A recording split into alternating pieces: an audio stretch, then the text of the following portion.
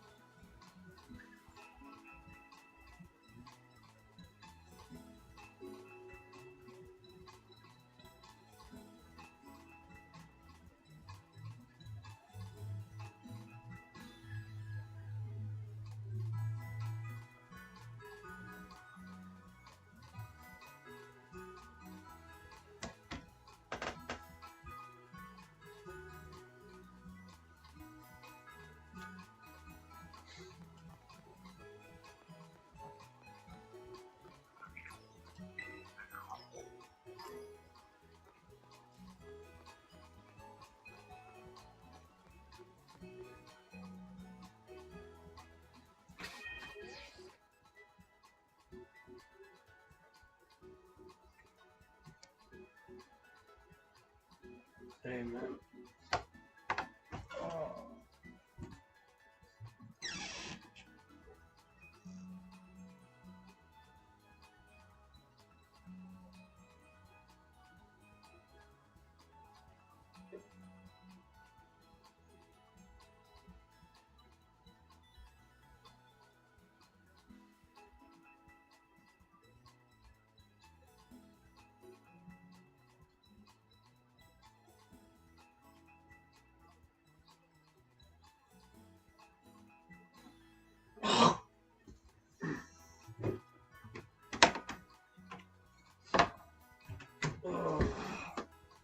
Stick a fork in me, Bucky. I'm done.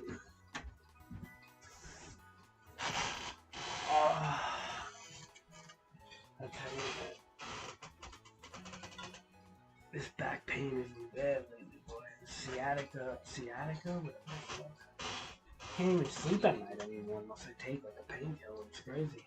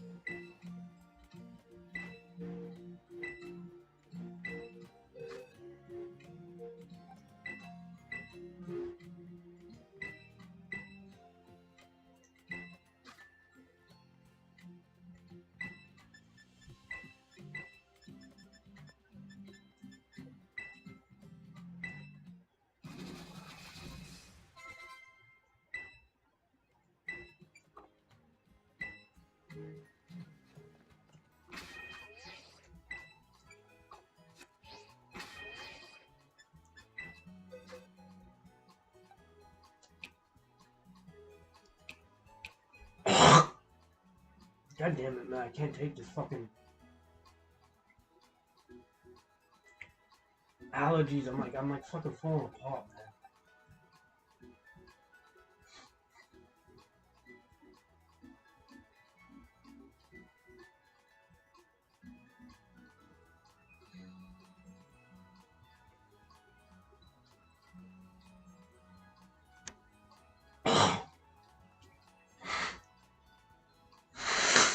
This fucking shit, man. I'm falling apart. I really am.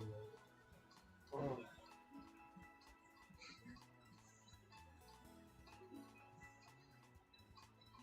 Alright.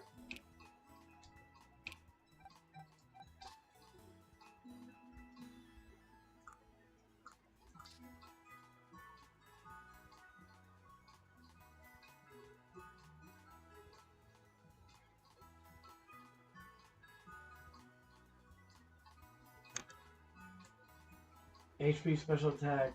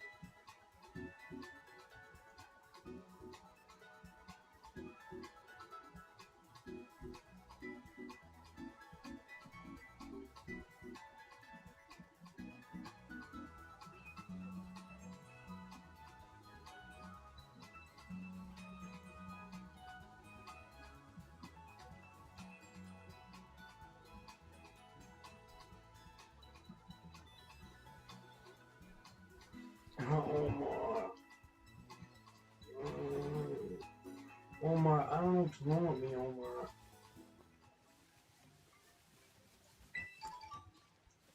Fucking back and everything. I don't know, man. I'm pulling apart. I gotta go pull it. I don't know. I have a job Friday too, man. I'm gonna have to do this. It's an easy job. The funny thing is like when I stand up, it's fine. It's like when I fucking lay down is the problem. I never had this before, man. I fucking hate getting old. I hate it,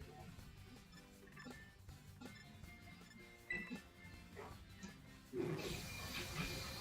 Nah, it's like back pain more than anything. I could be again. I don't know. I think it's like I have like really bad allergies, but plus it's like on top of it, it's like back pain, really bad back pain. It's going into my legs and shit. It's called sciatica. It's fucking horrible. I had it when I was younger. You know, you get it from sitting down too much. And I'm fucking playing Pokemon all day. I'm telling you, Pokemon is fucking killing me somehow.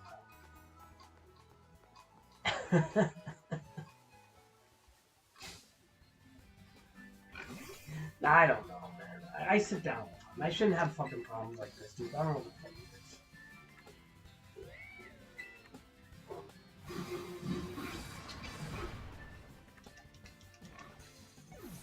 What happens when you get older, dude? You just fall apart. It don't get better, you know? It gets worse. Minimize it, I guess.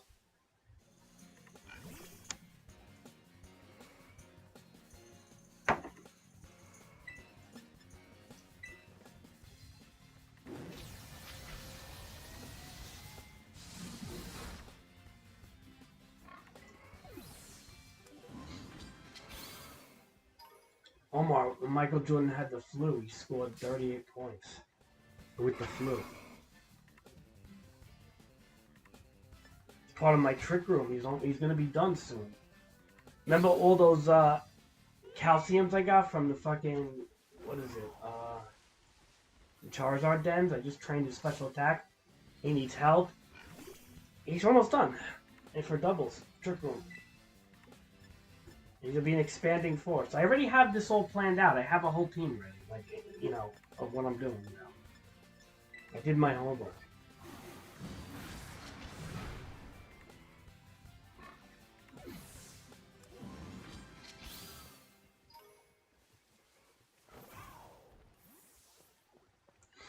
It's to be expanding force Armorage with Psychic Surge and DD, with Bronzong Trick Room setting Bronzong, with a Hatterene Trick Room setter with Magic Bounce. I have all the spreads in front of me too, so it's like I don't have to look nothing up. This is basically what I'm doing, and then I'm doing the Flounder, Clodsire, and he's gonna be my Rock setter / Earthquake user. But why is this gonna be interesting, Omar? You want to know why?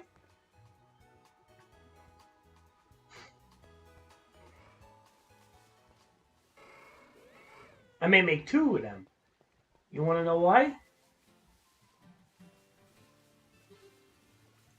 Because Bronzong has a move called Gravity, which means I can pull people down and Earthquake with the Flounder in Trick Room. It's pretty interesting. A very nice to be able to stab Earthquake while I pull him down with Gravity. So it's a good. It's like you're gonna see, man, with expanding force and DD and Gravity and Earthquake. That's 2 strategies on this doubles Trick Room team that's gonna fucking hurt them bad. Trust me, Omar. You don't think I know what I'm doing? I'm gonna come in this motherfucker dominated.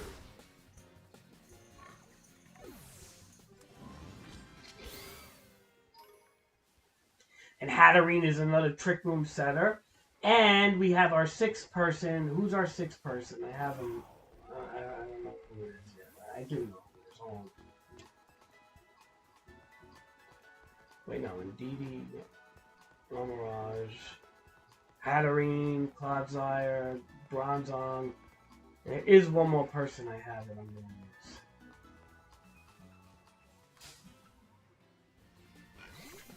Let me check out the fucking one of my here. Oh, Torkoal, right.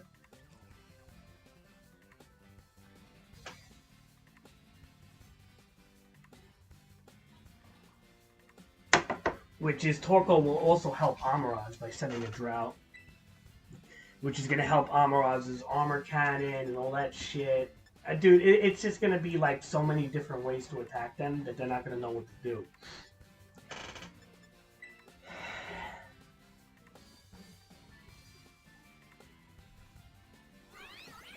Whoops, I used the ghost move on the wrong page. If she can't do that.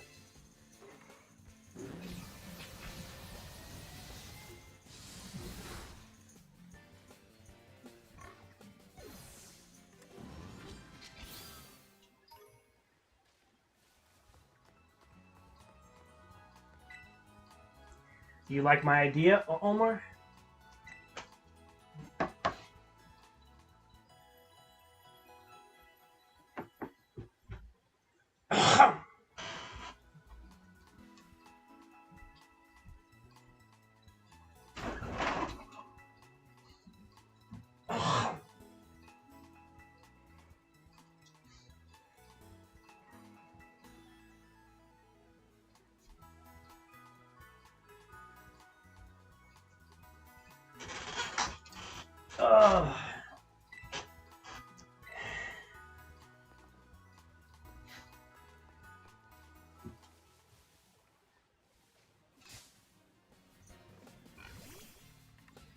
Of course it's a good idea, Omar. It's a crazy patented trick room for a modern generation of Pokemon. It's gonna be a good idea. And we have more to work on. We're not just gonna do that. We're gonna do so much more. And it's not all gonna be trick room, guys. This is just gonna be one part of my doubles. Then it's gonna be 6 IV after that. If I breed or just fucking, if I don't feel like breeding, I'm gonna be towering. Whatever the fucking case is, it's not going to be all trick room. It'll be regular doubles as well. Because I just want to be able to play double games. I like when people don't like to get into doubles. They always say, "Oh, I don't get into doubles." I feel like you limit yourself to what you could do in the game. Like, you know, you I like being able to play the game for everything it's worth, not just being able to do one format. Because it's like you're all limited then, you know?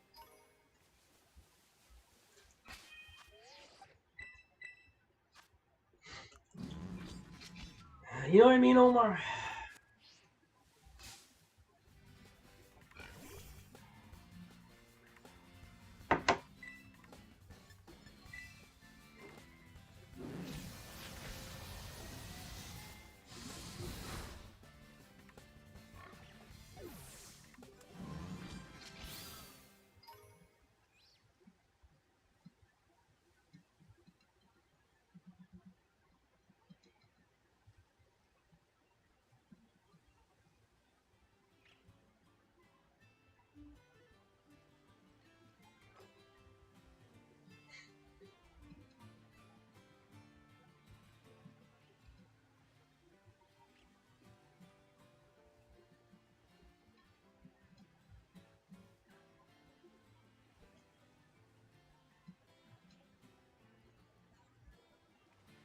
Omar, you always just yeah me lately. Come on, come up with an input, Omar.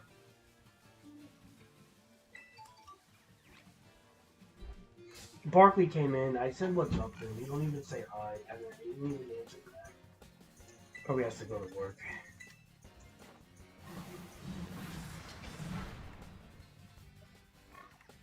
Cheddar says he's got some ideas on my trick room too, so we'll see what he says.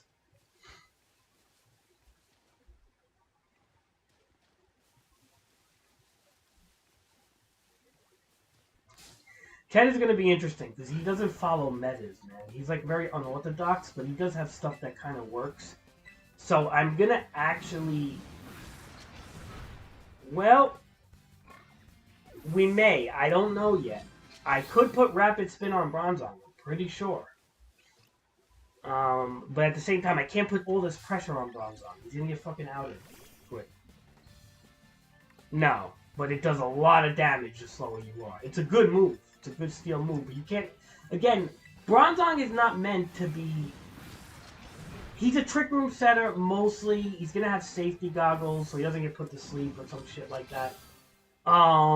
He's just out to set the Trick Room.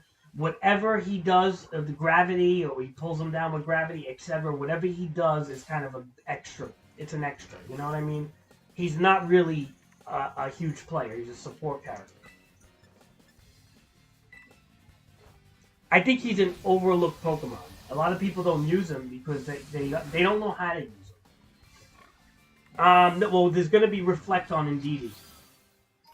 I'm going to have Reflect on Indeedee for, she's going to come out. You have an option with Indeedee to put either Protect or Reflect on her or something like that. I'm going to put Reflect. Obviously, follow me. You know the whole set.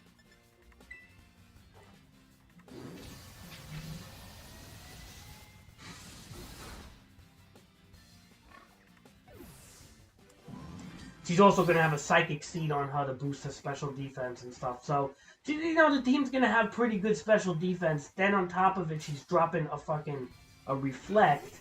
So, it's going to help us against, physical. I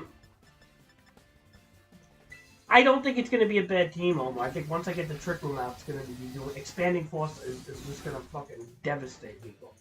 And they know what's coming with Expanding Force, dude. Like, honestly... And you know why Armorage is broken? He's the only Pokemon right now that can do Expanding Force. And you can make him slow enough for Trick Room. He's the only boy in this gen right now that can do that. The only fucking Pokemon. So, until they add new Pokemon, Armorage is going to be dominating VGC.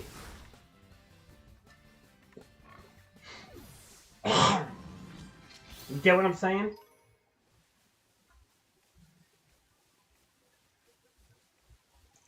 Like, you don't realize how good Expanding Force is. It's like 100 and... As long as it's Psychic Terrain, it's like 120 fucking damage or something. It's a spread move, Omar. It's like Heat Wave, but way better.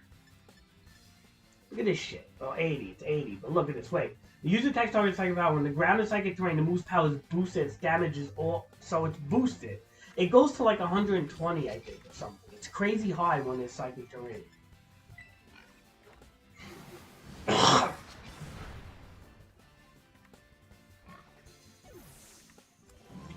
I said Omar, Indeedee's gonna have Reflect.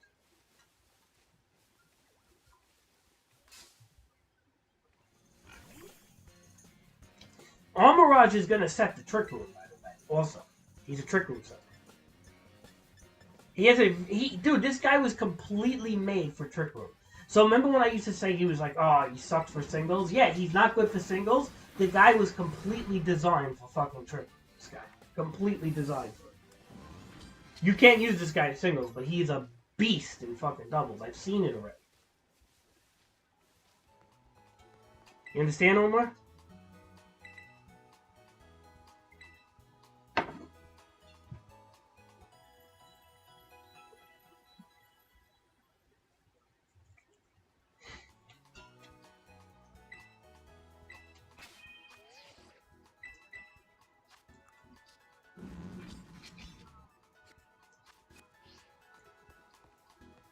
You like my strategy, Omar? So now here's what I need your input, Omar. Now, with the Cloudsire, do I pull people down with gravity, bronze on gravity, and do I use... I was thinking about two versions of Cloudsire. Either the Stealth Rock, bulky, annoying one that can just fucking put hazards on the field, chuck Earthquakes, but obviously at a much lesser damage. Or just go all out with the fucking higher damage sweeper Cloudsire. And I'm kind of like, part of me wants to do the Stealth Rocks, because if I lead with that build, it could be pretty annoying for them to be switching in and out. But then again, it's like it's doubles. How much switching is done in doubles, right? Not that much usually. So I'm thinking like just go all out with the gravity Trick Room Earthquake. I'm thinking about it, man. Just go all out. And then obviously with Torkoal and Hatterene, Torkoal will come out and just start fucking doing eruptions while she fucking keeps the Trick Room up. Right now, I have 3 Pokemon, literally, that are going to keep Trick Room up. That's Armorage, Hatterene, and Bronzong. Now, Clodsire could chuck Earthquakes, Bronzong can hit a Gravity off, that's gonna be nasty. Torkoal comes out, Drought, and just throws Eruptions off the bat, nasty. And then, on top of it, Armorage and DD, Expanding Force. That's fucking 3 strategies right there, dude, in one team. That's gonna be overwhelming for most people. I don't care what you say, Omar. Like, you know what? Yeah, that's going to be overwhelming for most people. Like, if they come out and they come out with hard counters to me, like tauntings and all sorts of shit off the bat, you know, or whatever the case is, yeah, even then, if they do that, like, I'm still this, you know, they're still wasting a turn doing that shit, and I'm going to fucking still hit them hard. But the point is like, they have to hard counter me. Like, hard counter me and keep it up on top of it, because I am literally going to have an option to do Trick Room on 3 fucking characters. So, I want to see how this works, man. I really do think it's going to be kind of hard for them to deal with this. I don't know what you feel, but that's what I feel. I feel like they got to come out with hard counters off the bat, because I'm going to come strong. And this is just this one team, you know?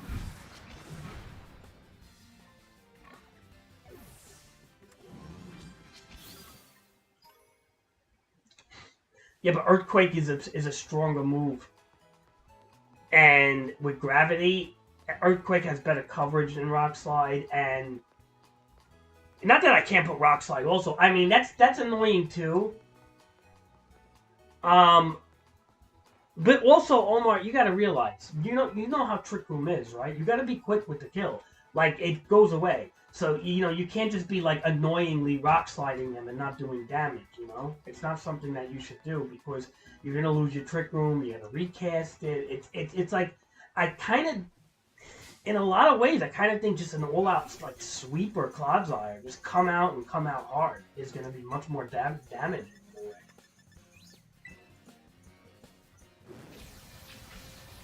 I mean, you could do the King's Rock, sure. You could do Bulky and have Stealth Rocks and flinch them with Rock Slide and all that shit. But it's like kind of like you're just kind of delaying it.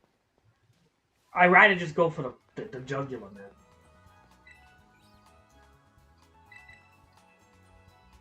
Eh. That's probably what I'm going for. That's going to be most likely be the build. What you just said there. And here's the thing, Omar, you're forgetting, when fucking Bronzong pulls people down, man, that's gonna fucking be nasty. Also, keep in mind, Bronzong has Levitate, Omar. Bronzong has fucking Levitate. He doesn't get fucking hurt, man. Okay, that Levitate, I don't know if I don't think he pulls himself down. I don't know how that works, but whatever. Even if he does die, I don't fucking even care, to be honest. At that point, as long as I just kill everybody else, that'd be more than fine.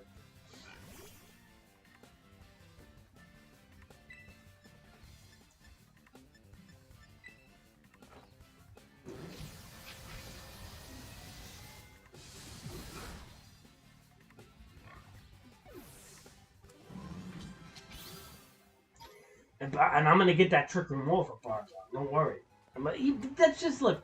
That I could always put a mental herb on Bronzong to get that Trick Room off. There's so many fucking things I could do. Not mental herb, mental feather or whatever. There's so many things I could do, man. There's a lot of strategies here. Now, and that's the whole thing. If the whole Bronzong Clodsire thing doesn't work, then I have fucking Hatterene with Magic Bounce and Torkoal coming out, which is, you know, Hatterene by herself is dangerous in a Trick Room. And then you have Torkoal on top of it, dude. Forget about it. With a Drought. And then on top of it, like, I have Armorage and Indeedee. Indeedee redirecting with Follow Me, and Armorage just fucking expanding, forcing everything. This is like, what I like about this is that there's so much going on this team that I like. There's so much strategy, you know, like, there's so much going on. Now, is every strategy going to work? No. They're going to probably hard counter a few of them, but the point is, all it takes is one strategy to really kick in, and that's it.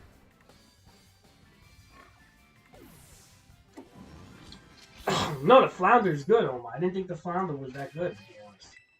He's one of the best, I think.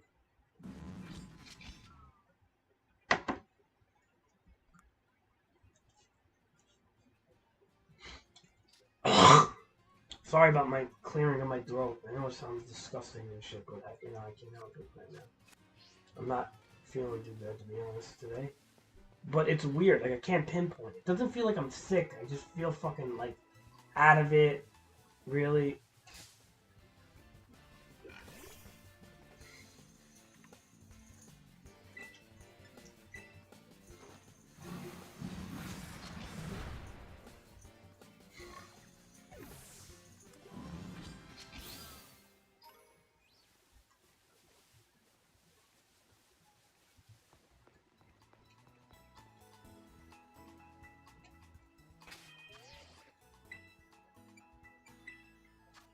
Come on, Jay. Enough with the talking about when you're gonna make things competitive.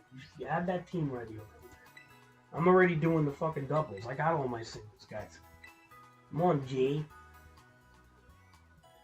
You're all talking shit all years. You say you're gonna get these teams coming, blah blah blah. Steven has been telling me he's gonna get a fucking competitive team for the past 5 years. No, 6 years. And I don't think I've seen one yet. I know you'll do it, Jay. You do eventually come around. But damn, man.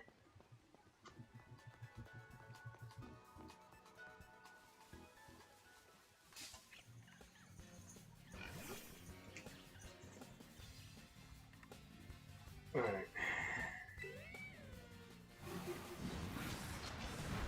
You do, okay. So you do have a whole battle team ready? Alright, that's good, Jay. I'm glad.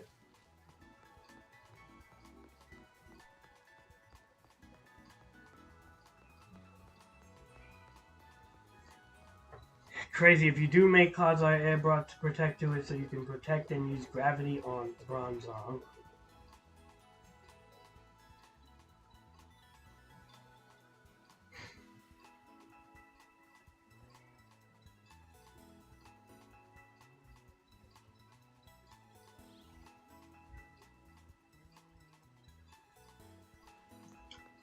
Alright, yeah, I'm gonna have to think about that. Look, again, we're gonna screw up in the beginning. So the testing is not gonna be perfect, but yeah, that's probably somewhat right.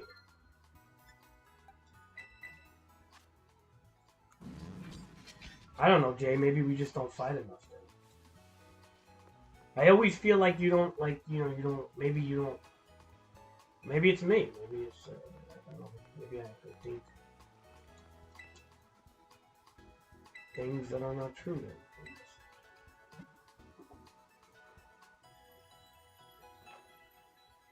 Hi, Steven.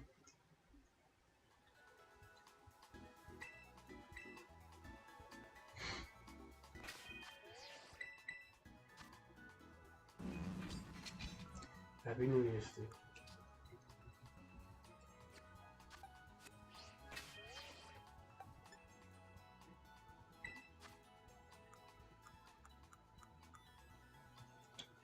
Alright, what are we doing here? Gallery.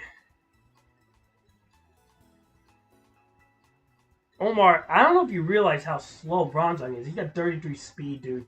With a sassy nature. But at the same time, yeah, Cloud's Eye is even fucking worse, dude. Impish, dude, Cloud's Eye is 20 fucking speed, man. Wow. That's so fucking crazy, man. That Flounder, man. That fucking Flounder. Wow.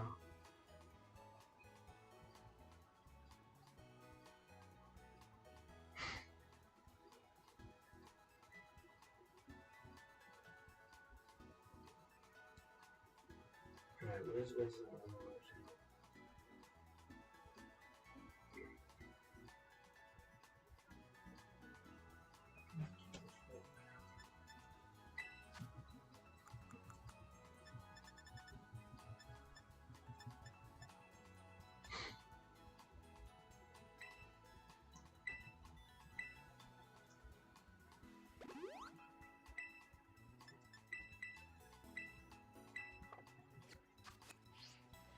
Okay, we're done with Omaraj.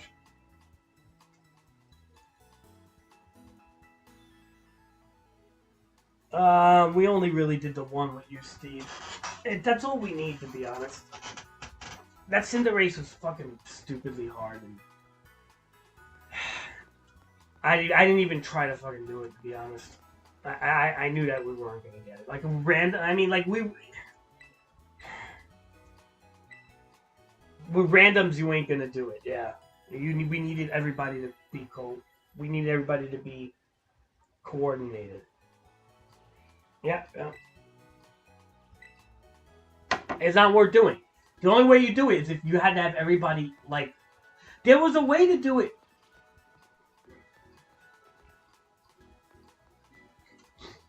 There was a way to do it with, by yourself, with a Slowbro or some shit. Yeah, we did get lucky, kind of, to be honest. It wasn't really that sure of a thing. But, yeah. You could, there was a cheesy way people were doing it. You solo it with, like, a Slowbro or some shit. And I think a lot of people were kind of doing that. I didn't look it up, so I don't know. And I didn't care, really, to be honest. I didn't fucking care. The only thing, I mean, like, I guess... Yeah, I don't know what the gimmick was, to be honest. Yeah, there was some cheap way that they figured out how to do it. But, I mean, other than for ability patches, what the fuck was the point, you know? I mean, like, I don't need ability patches right now, and it's like other than that, I don't really care that much. I need to make guys. I can't... I do so many dens as a whole.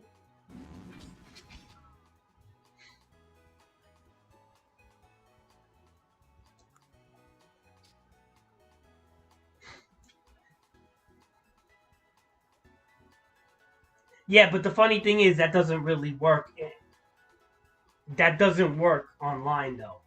Because of how the dens are all fucked up when you play with people. So you have to, like, play by yourself. It's fucking stupid. It's so stupid. Like, I don't even like that. I hate that exploiting bullshit, really.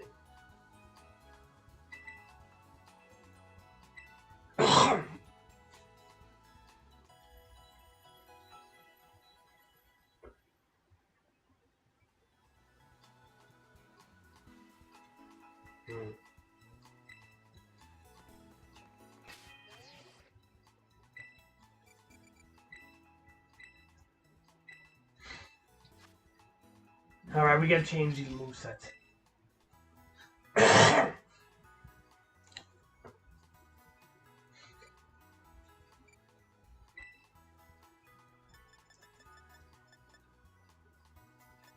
You see all the moves this guy gets? Ally switch. These are all trick room shit, man. This guy is literally meant for fucking trick room. Wide guard. Clear smog.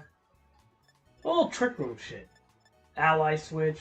Expanding point. These are all... This boy is a trick room boy. He could even learn trick room. So, let's make that. Because we probably don't have it.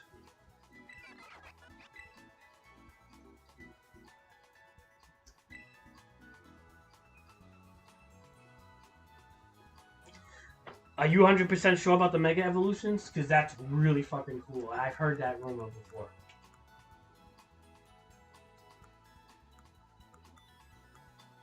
Dude, if they add Megas, man... Oh... Mega Pinsir, Mega Charizard X... Man, Pokemon... If they add Megas, I'm gonna be playing this game non-stop. This is gonna be my new favorite fucking shit. They bring the Megas back, man. That's fucking awesome if they do that. I hope they do.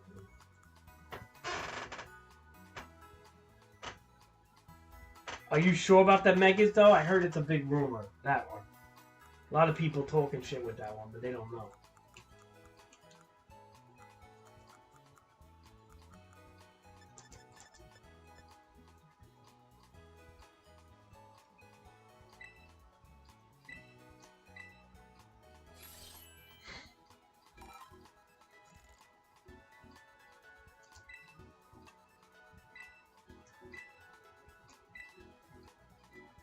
Where'd you read all this?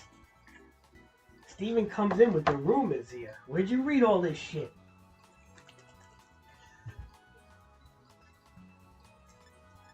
I mean, I'm down. Shit.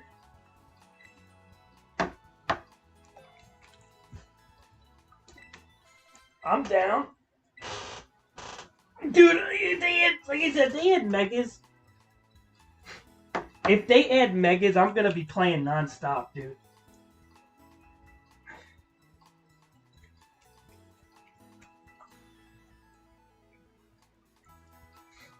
I'm gonna be playing non-stop if they add megas.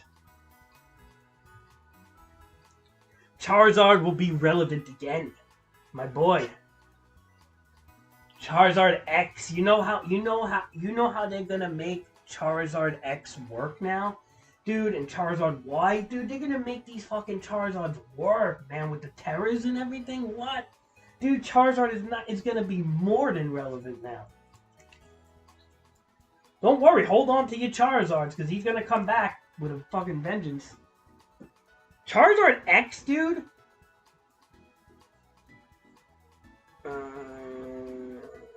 It's interesting too if they're gonna add new ones.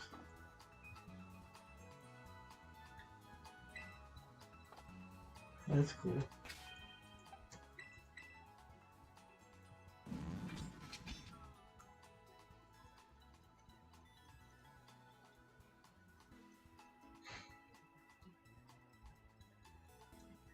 Yeah, so give us a lot of things to play around with. I mean, I'm just happy for some of the old stuff coming back.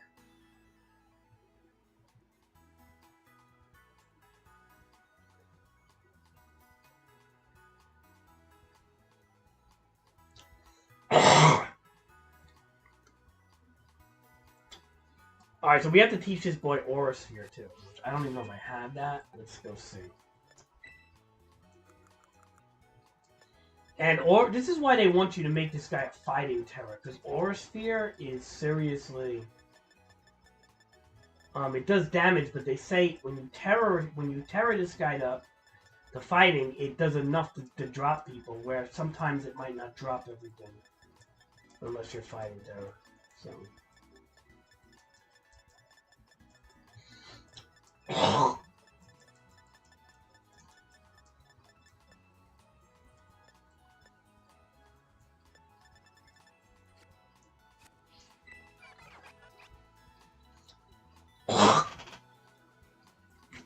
dude, I fucking hate this nasal drip.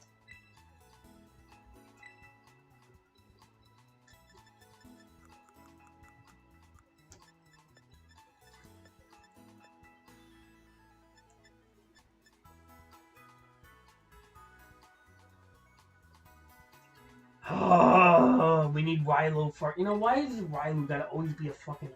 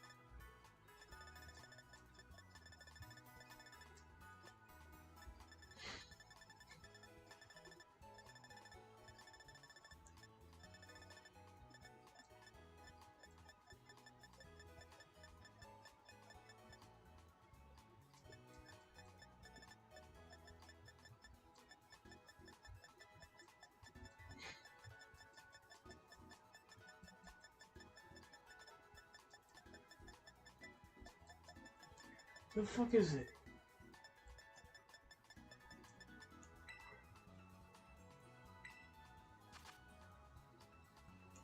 In that fucking stupid area down there? Okay. stupid area. I know what that is. I know what that fucking is. Okay. Go over here. It's, I'll tell you where. Yep. It is, should be like around South Area Province 1. This is where that lighthouse is. Kind of like over here. I think it's right there actually. Alright, so they said like over here.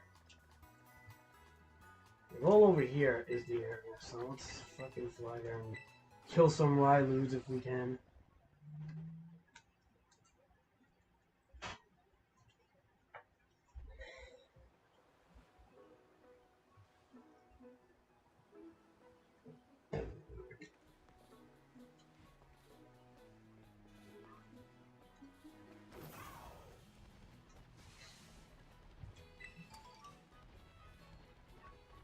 They didn't say anything about performance, right?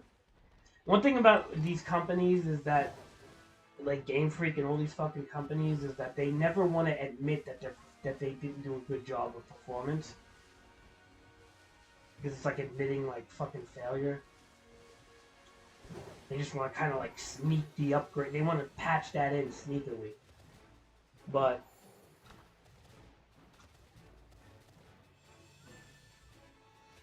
they should mention that they want to do performance checks. They should. Some companies would do that, but Game Freak probably won't.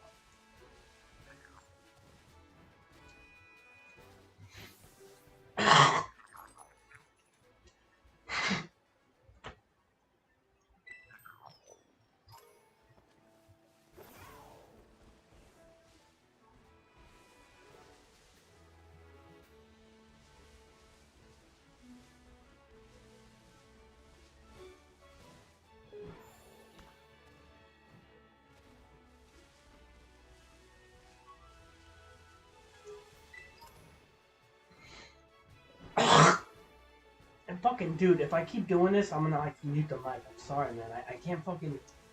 Ah, man, it's like I got this fucking shit, man. Not fun, not fun, not fun. Waking up like this, not fun.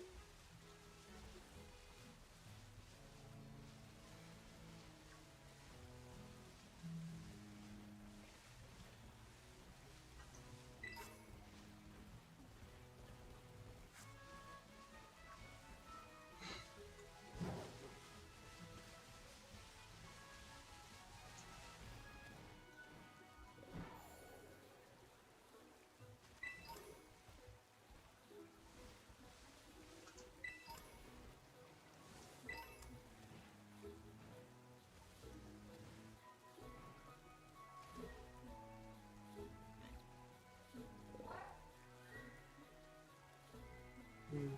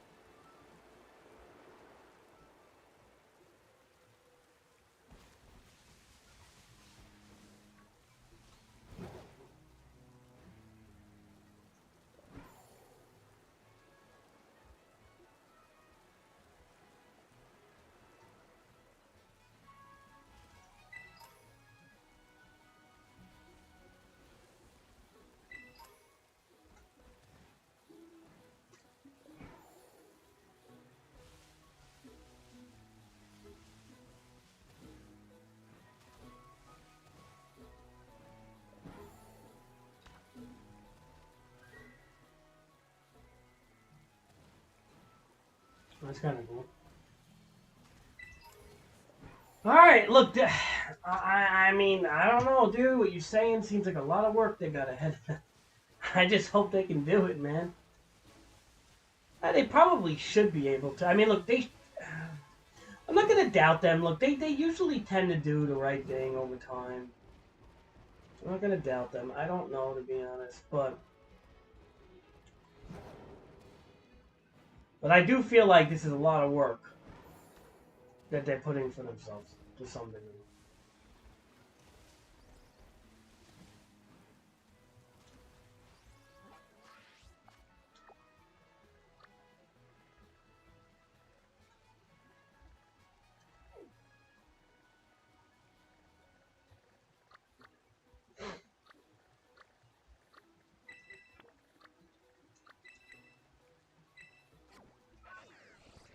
Mm.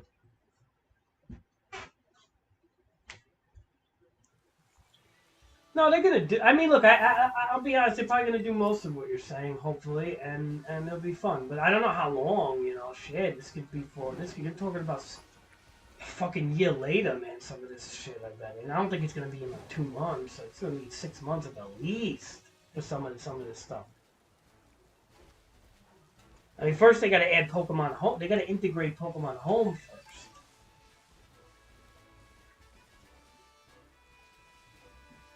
Nah, like, you know.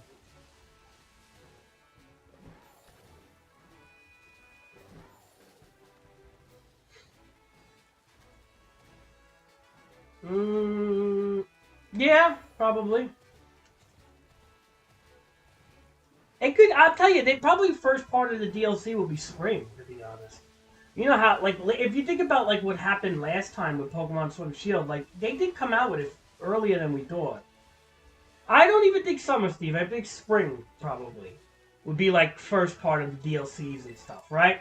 And then by summer, towards the end of summer, they'll probably complete a lot of it. Most likely.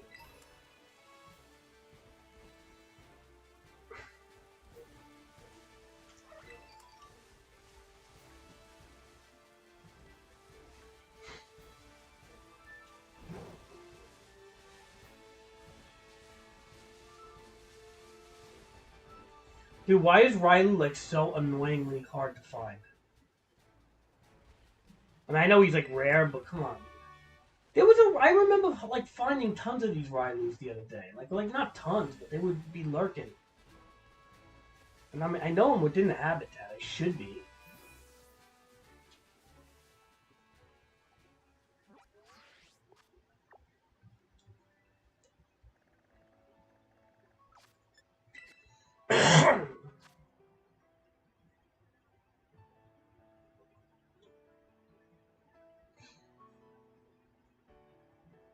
They may, Jay. What when they integrated home last year, I mean the last time around with Sword and Shield, I don't remember using the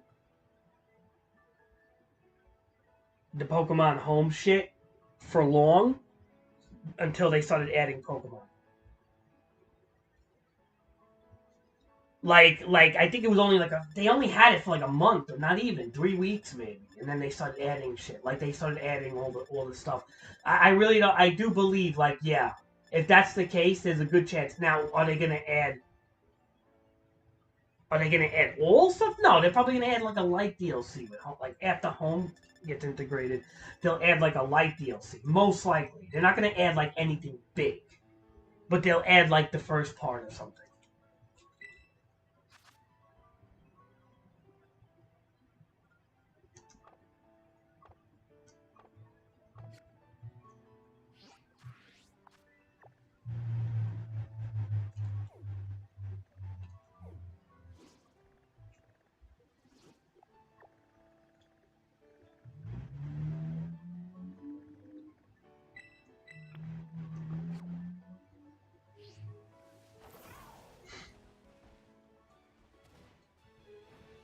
Yeah, I'm not a big fan of these animations.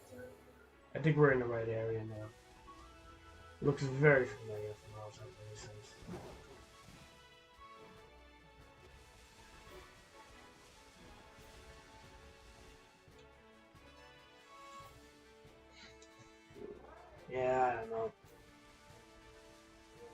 It'd be cool if they did, but...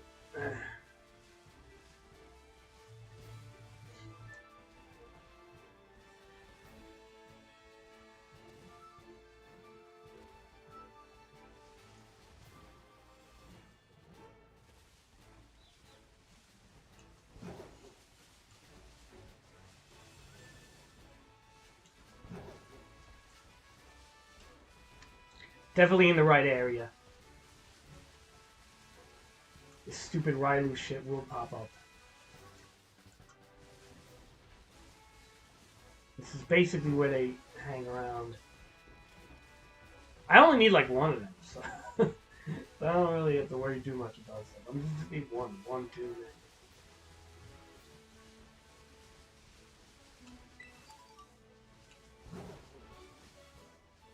Yeah, I remember those chances over there.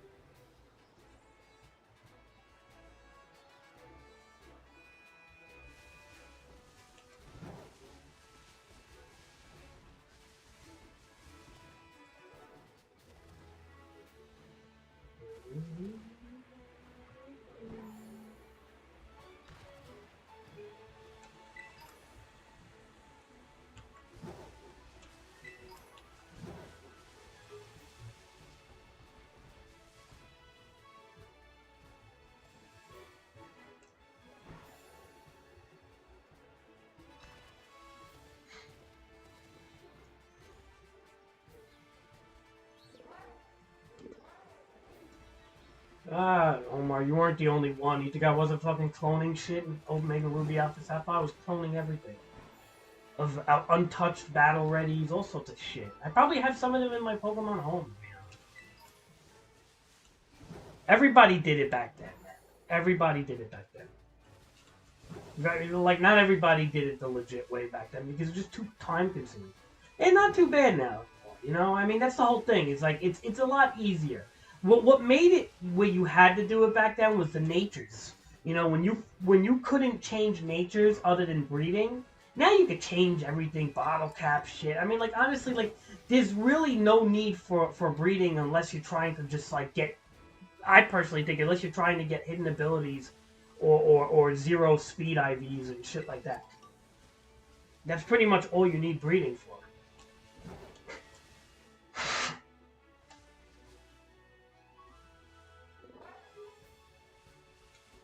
Yeah, you were 5 and I was like fucking 27.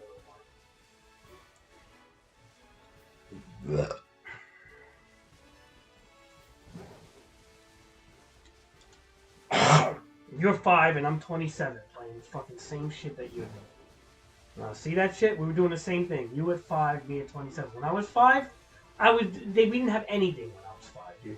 Like, we had fucking the worst everything.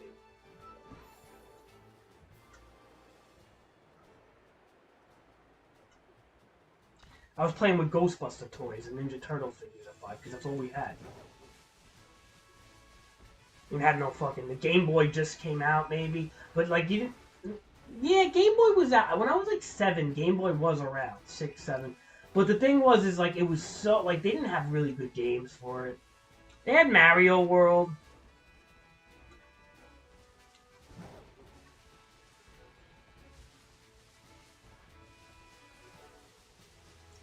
No, Mario Land, actually.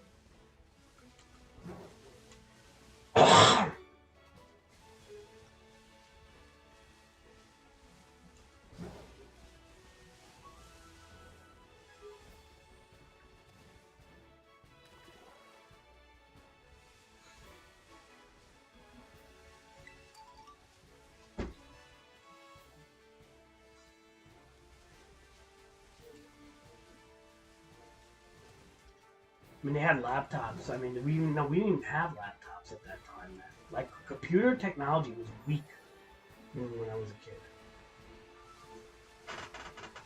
Lamar, see, you youngins take shit for granted, man. You don't realize what you have. Well, then again, even my generation takes shit for granted. Because, like, honestly, if you think about the people before me, even had worse, dude. Like, you know color TV, Omar? Was only a thing that came out, like, in the 70s and shit. Like, people watching black and white. Like, with, like, no channels or nothing. Like, talk about now when we have streaming services. Like, you think, like, this technology just gets handed to people? You know, we had thousands upon thousands of years not having any technology. Keep that in mind as a race. Now these kids just jump right into Call of Duty and think that that's how life is. It's like, or Fortnite. It's like, no, you little brats had nothing for fucking thousands of years.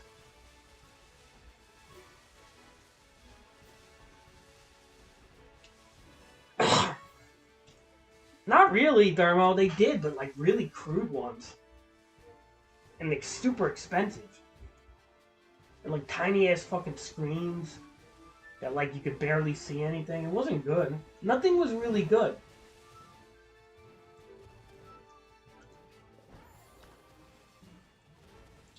Internet was garbage back then. We all had dial-up. We didn't have fiber optics. Probably got those from extraterrestrials, I think.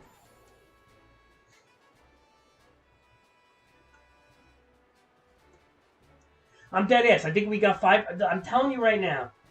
There's a couple of technologies I think we got from extraterrestrials. And I think that's fiber optics, microprocessors. I think we got fucking, Kevlar and certain things like that. I really do believe that some technologies were given to us by some extraterrestrials. Because we made such a fucking leap in such a small amount of time.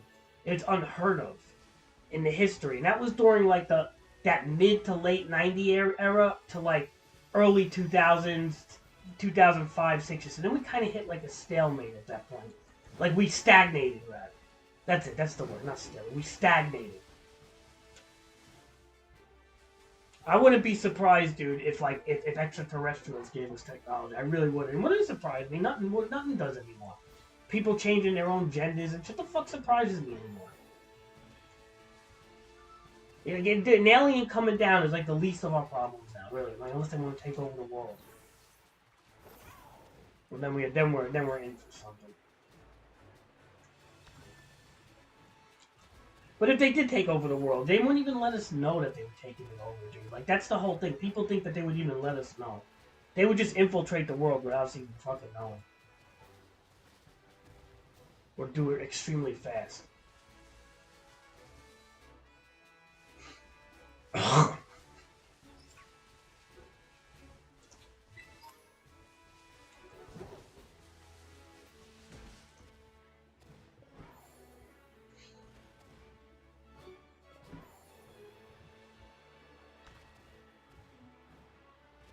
They could.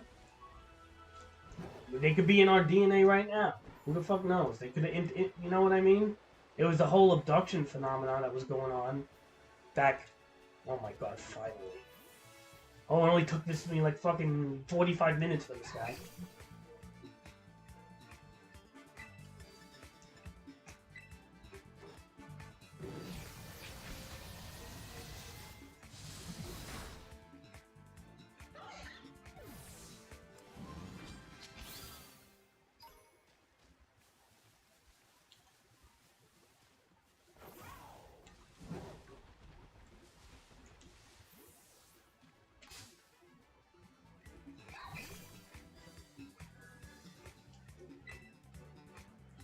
Yeah, well, whatever the case is, they're not interested anymore, I'll tell you that much.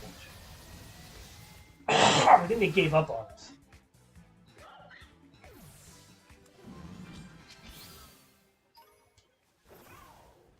It's like if we were interested in the squirrels outside, because they were collecting acorns a certain way.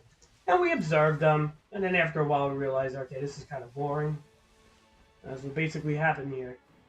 They saw that, oh shit, these dumb squirrels are using fucking nuclear bombs, let's check it out. Then they realize, like, okay, not happening anymore. Nothing's really happening. Nothing of excitement is happening at the moment. They don't fucking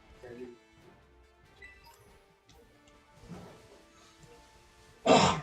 We're like squirrels to them. You think they fucking give a shit? Even our nuclear bombs, how devastating could they be to a fucking alien race? They could probably Death Star us.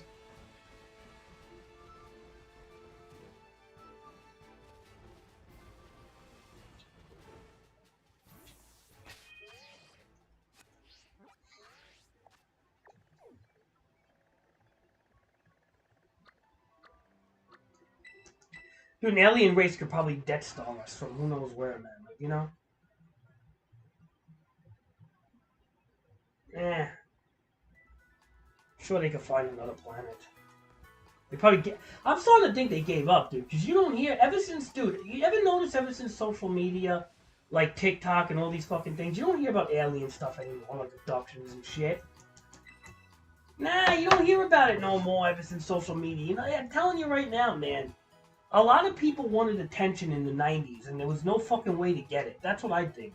There was no way to get attention in the 90s, and all these fucking retarded beatniks started fucking coming up with abduction stories and shit. And it got them like some line. It got them a 5 minute to fame type shit. You know, there's always some fucking beatnik. Yeah, well, you know, fucking beatnik. Well, y'all, I had an experience, y'all, and they came in my bedroom, and they were little ball things, and I thought, and I said to myself, Jesus, Holy Mother of God, Jesus, Henry Christ, protect me from these little demons. And I know that what I saw that day was not of this planet. And then they said shit like that, and that would be in the 90s, and then everybody listened and thought it was okay, maybe something's to this. And then, you know, and it got them on TV. That's the whole thing. It got them on fucking TV, you know?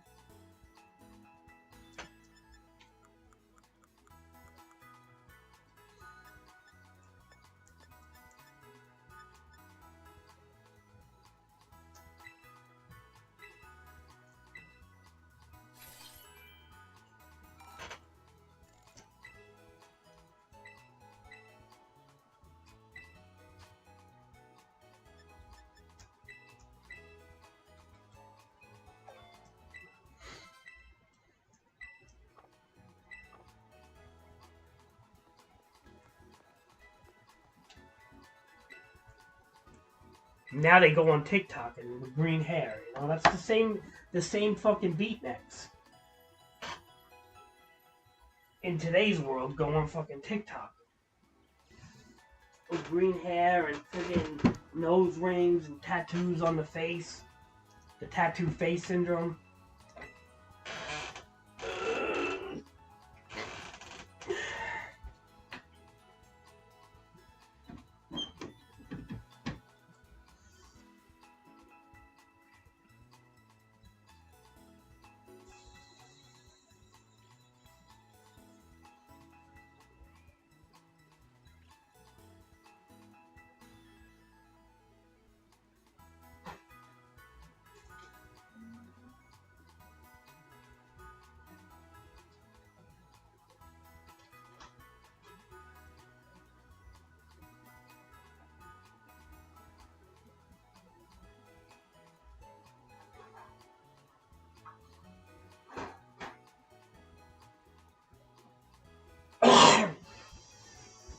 Well, that's it, man.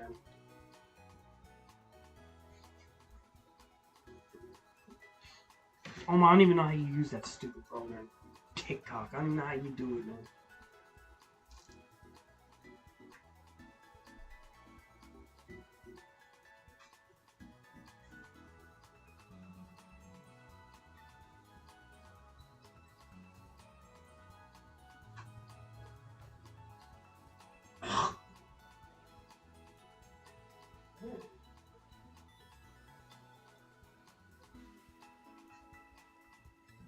Oh my, I don't even know how you use that. It's Chinese.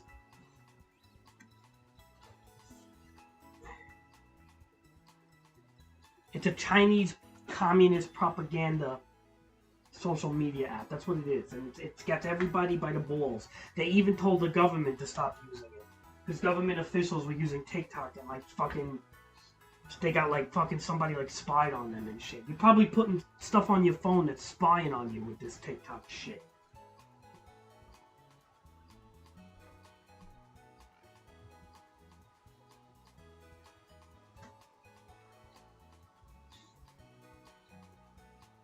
Chinese propaganda apps, really. It's like the worst form of social media. I mean, like shit, like Twitter and like Facebook is bad. Believe me, TikTok is worse. You can't even buy shareholds in TikTok or anything because it's fucking Chinese controlled.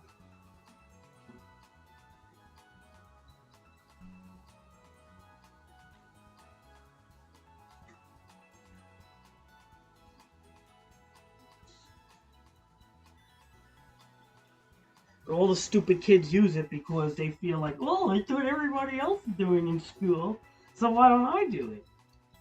And it's like, you know what, dude? You'll stick to Instagram, man, please. At least it's fucking, at least you're not dealing with a Chinese propaganda fucking off, man. It's really ridiculous. Okay, people, the brainwashing in this country, boy, it's unbelievable.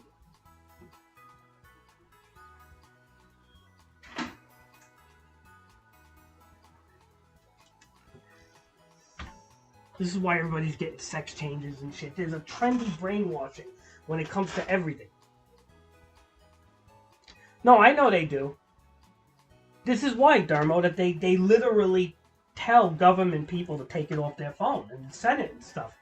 Because so many people had, like, TikTok just on their phone that yeah. They have, like, they have all sorts of GPS trackers on it, and they get...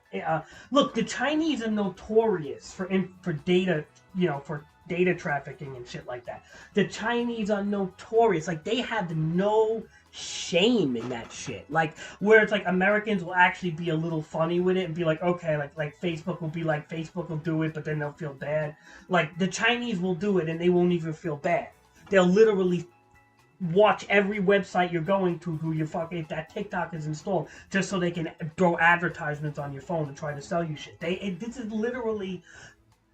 You see the bootleg theme parks with China and shit, like the fake Disney worlds and everything. This is what China does. China has no shame when it comes to marketing or trying to take money from people. There's no shame whatsoever. Like, they are some of the worst, like, one of the worst countries in the world when it comes to just being shameless with that shit. And that's what all your children use this fucking TikTok shit. Like, it's the best thing ever. I like these stupid girls with the fucking TikTok messages. It's like, yo, man, do YouTube Shorts or something, man. Come on, man. You're feeding into that Chinese propaganda. Please. Well, when China starts fucking dropping nukes on Taiwan, what are you all gonna do? Still use TikTok? Yeah, you probably would, too. That's the whole thing. They probably would. Well, it ain't happening to me.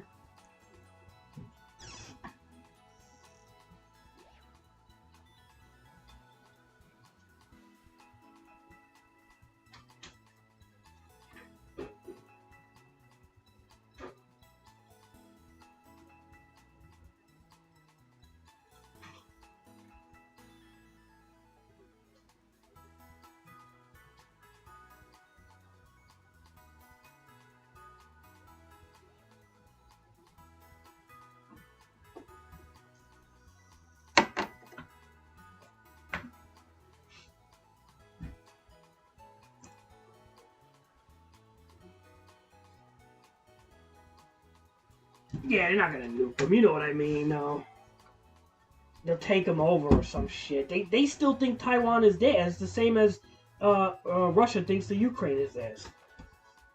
So, all I'm saying is, here's what I'm saying. China does dirty tricks like that, and old kids...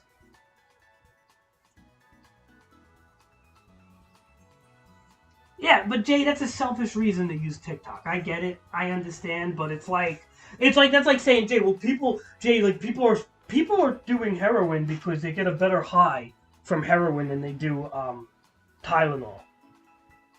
And it's like, okay, and You get a better high from heroin than you do Tylenol. Does that mean it's the right thing to do? No. You can also overdose on heroin. Well, guess what? People can also fucking get infiltrated by TikTok. Because you're using a fucking shitty fucking app, Like, that's what it really boils down to. Like, I understand, like, I can see why people are using it. Yeah, you're right, Jay, because definitely TikTok is attracting more people because it's trending. Absolutely. But at the same point, it's just like the same thing. If heroin is trending and then they start putting fentanyl in heroin and people are overdosing, do we talk about that? Because it is a similar thing. I mean, it may not, like, maybe people aren't dying on TikTok, but it's the same thing. It's the same thing when it comes to trending and stuff. That it really is, like, how people jump on the bandwagon when anything comes to trending. And then when you realize it's all selfish bullshit, man. Yeah, because TikTok is just perfectly designed for the ADHD fucking child that wants to watch something in like 10 seconds. It's just perfectly designed. Like, the Chinese designed this, like, perfectly. And this is why YouTube Shorts and all these other stupid things are coming out. To try to match with TikTok.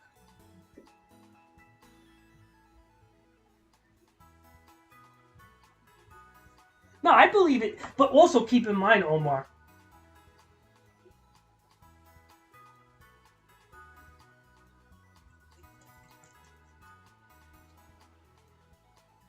Yeah, well, I get it. No, you're right. I'm not saying you're wrong, Jay, but the whole thing is,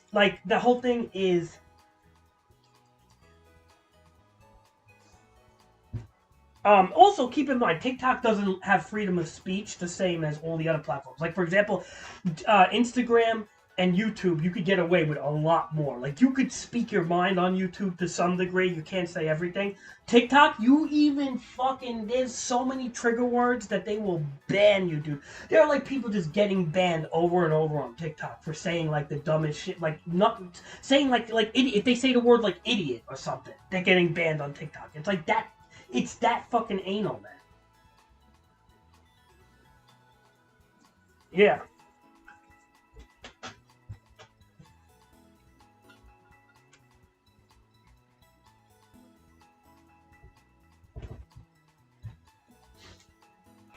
Alright, so I think this dude is done. Special attack HP, we have some defense, expanding force, trick room, armor cannon, and aura sphere. So this dude is done.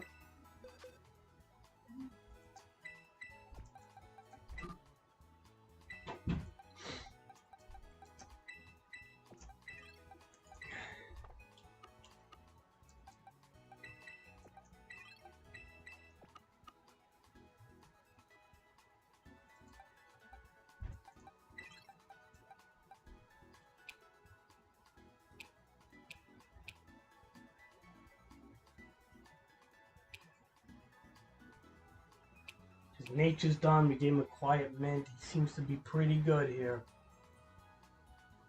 No good speed. Trick room, Amaraj. Yeah, I'm trying to. We got a lot of guys we still got to train here.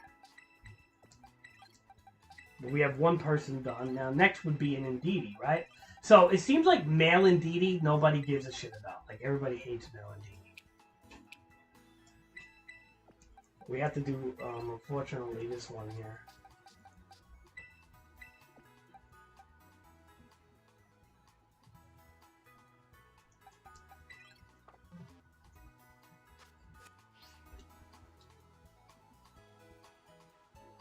Yeah, this is why I don't understand why people use it. It's such a toxic platform, Omar.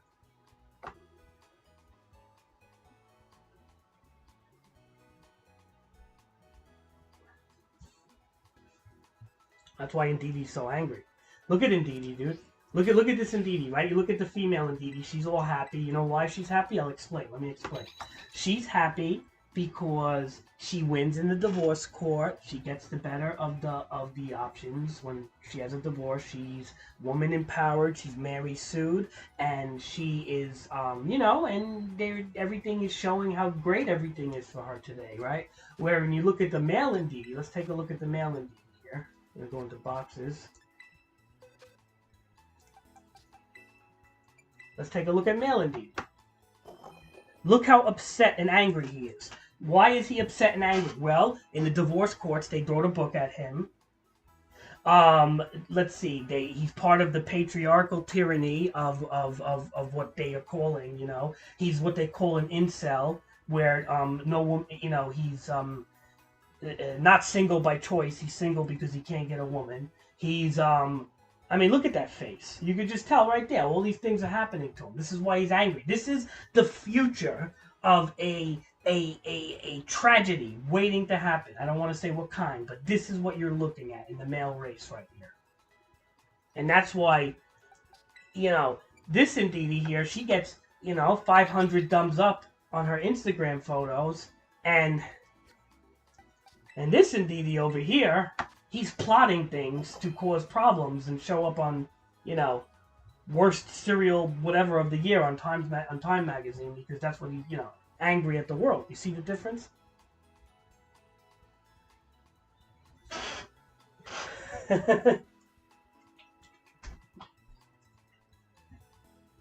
I don't blame it. Indeedee male is going to be more angry. It makes sense in today's world, man. Look, I'm an angry young man, right? You know, that's what Indeedee male is. The angry young man. Indeedee female is, you know, she's all gleefully, you know, smiling about her TikTok likes. He's like, motherfucking, I hate this world. Look at him. He's like, I hate this fucking world. I hate myself. I hate life, right? And then you go to female Indeedee, and she's like, ooh, I wonder how many likes I got on TikTok today. Ooh, look at me. I'm so cute. I'm so cute. See? That's the difference.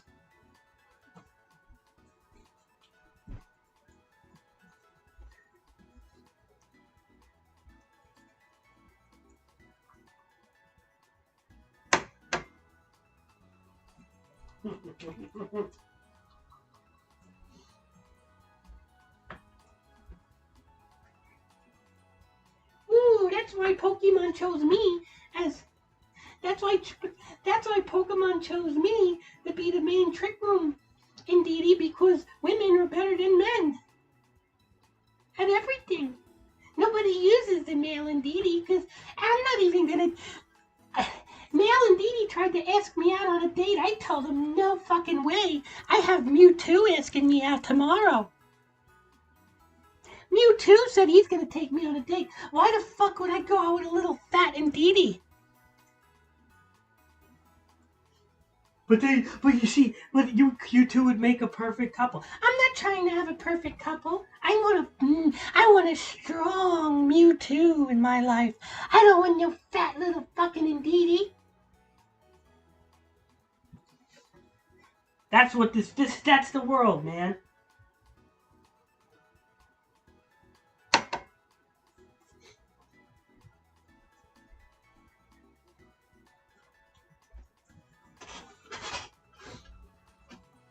Alright, well, we have to use her. She is the better of the two, so let's...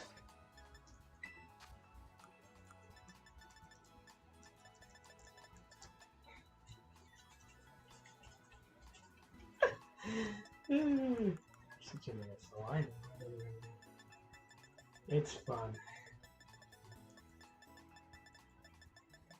I don't even know, Jay. Just doing voiceovers and being bigoted. You know me, Jay.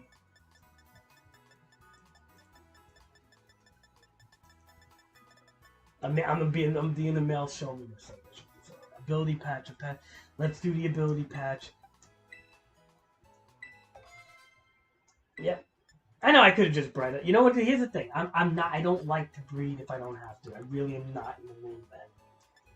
If I don't have to, so sorry, but that's not what we're doing. So we're gonna do XL here.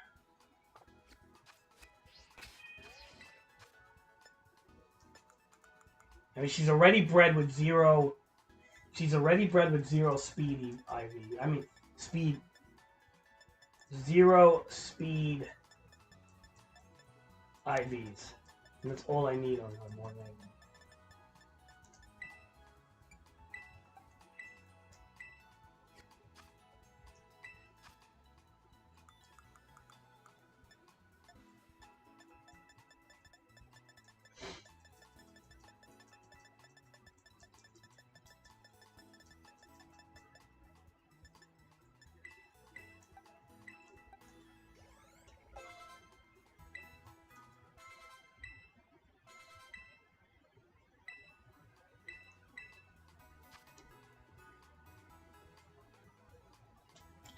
Yeah, that's a big deal, Omar.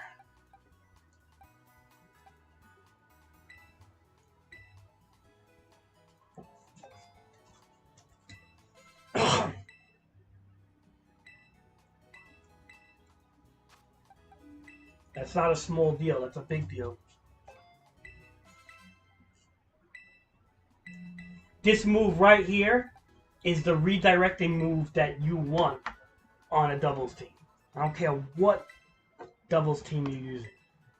Even if you're using a non-Trick Room team, you probably won in DDs because of that. You know, like, that's just it. That's just the end of the story.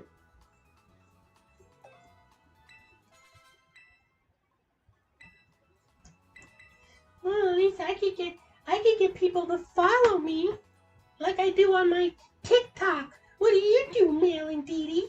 Huh? Can't get anyone to follow you. You piece of shit. Stupid fucking Mel. Damn. Was she good like that? Get her in here.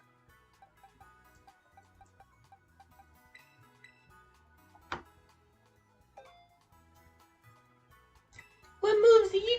I don't give a shit what moves that fucking Mel and Dee gets. He's a fucking stupid male. He's got a penis. He's not good. He's not as good as a female. Let him get whatever move he wants. I got follow me, which is more than he can say, so fuck him. And fuck the patriarchal tyranny of fucking patriarchs. I'm a woman empowering.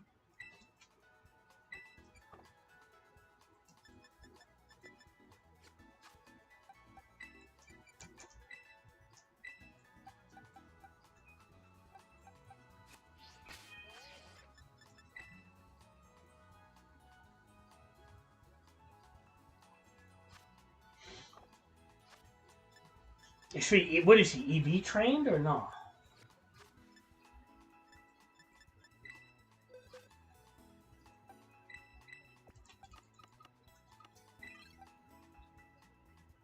Alright. Hold on. She actually does play pretty good. Yeah, get her in here then. See what she could do. If she wants to battle me, she can. Though I'll tell you, my singles game has gotten pretty strong. So that's why I want to focus on doubles now, because I feel like I don't even know what to do in singles anymore. Where the fuck? Oh, hold on.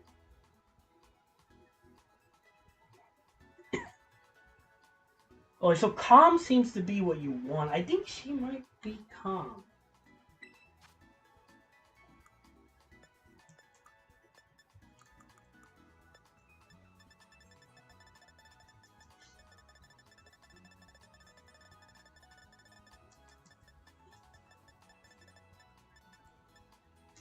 We got fucking 8 of these, so.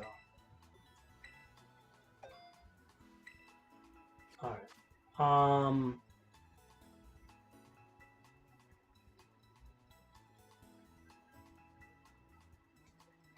244 HP seems to be the spread here you want to do, right?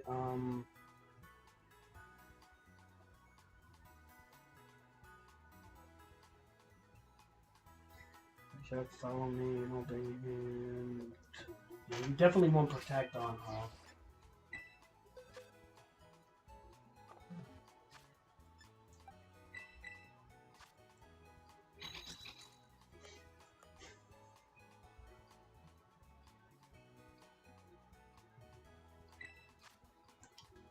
Okay. You definitely want protect on her, so she doesn't have to get protect.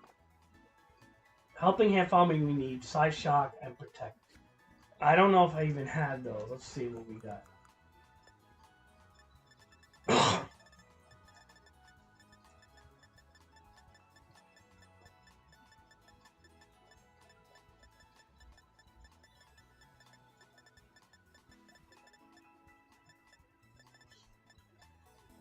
No, we don't want protect. We want reflect. We're not going to do Protect, Omar. We're doing Reflect.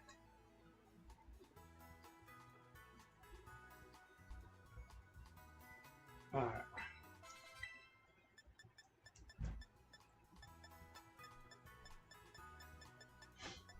Well, just throw it out there, though. You don't have to, like, no rush. You know, we're going to be, look, I mean, we're going to be playing for a while, dude. Where are we going?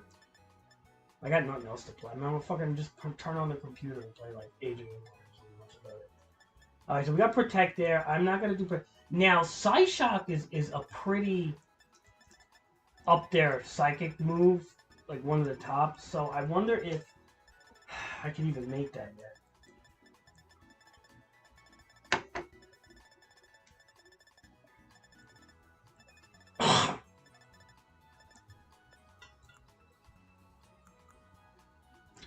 For some reason, I bet you I can't even make it. I have to, like, do this stupid... whatever they call it.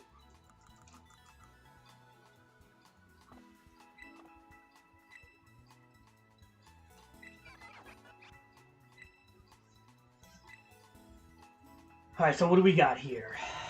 Psychic. So now I know all these little icons by heart now. Let's see, Psyshock. Well, we can make it. And we need Metatite Sweat, though. 3 Metatite Sweat. Ugh. God, why does everything have to be so annoying?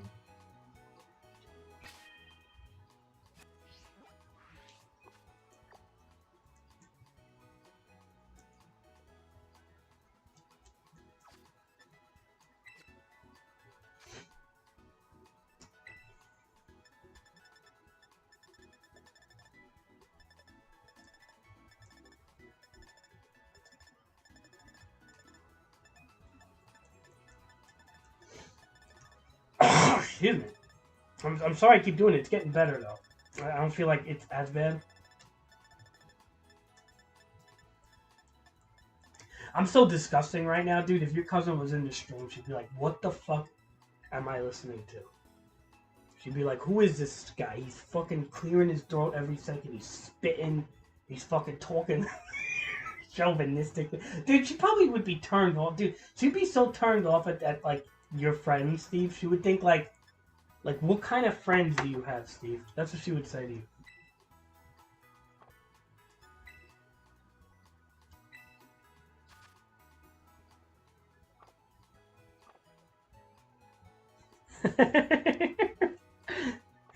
And I would probably answer her, not really. Because how I am. You just have to tell her I'm mentally off. I'm on a lot of fucking... And I'm on pills and shit. I'm not normal. You got to give her a disclaimer before you... You got to give her a disclaimer before she comes in, though. Just to let her know that I'm just something wrong with me. You have to say that because there is something wrong with me. I just physically, everything. It's like I'm just fucking not there, man. And I will embrace it. I don't care. Dude, did you see Fat Anthony put on Facebook a whole post? Like a huge thing? I gotta read it to you. Did you see it? It's like crazy, man. About girls and everything.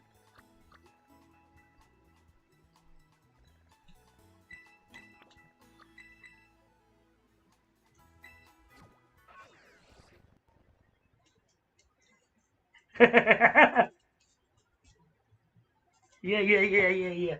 Hold on, I gotta read it, man. Dude, it's so... Dude, I don't see any difference in the pictures. It looks the same. I'm not looking... I don't care about the weight loss. Like, but... But I don't care about... You know, I don't... Like, he sounds pretty awful. Like, he sounds like he's fucking massively depressed. My God. Like, I thought I sound bad at times. At least I can laugh at things. This kid sounds awfully depressed. Well, I think the second pick is actually the older one, Steve. But I don't know. To me, they look almost the same. Hold on a second. Let me... I want to read this thing on the air here. Maybe this comes off as mean. I don't really care. He doesn't come in my stream. This is just for us. And I'll tell you what's wrong with everything he's saying.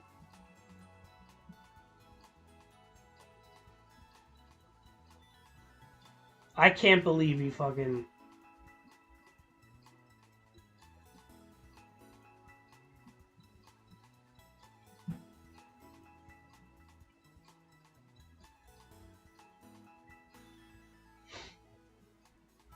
Okay, here we go.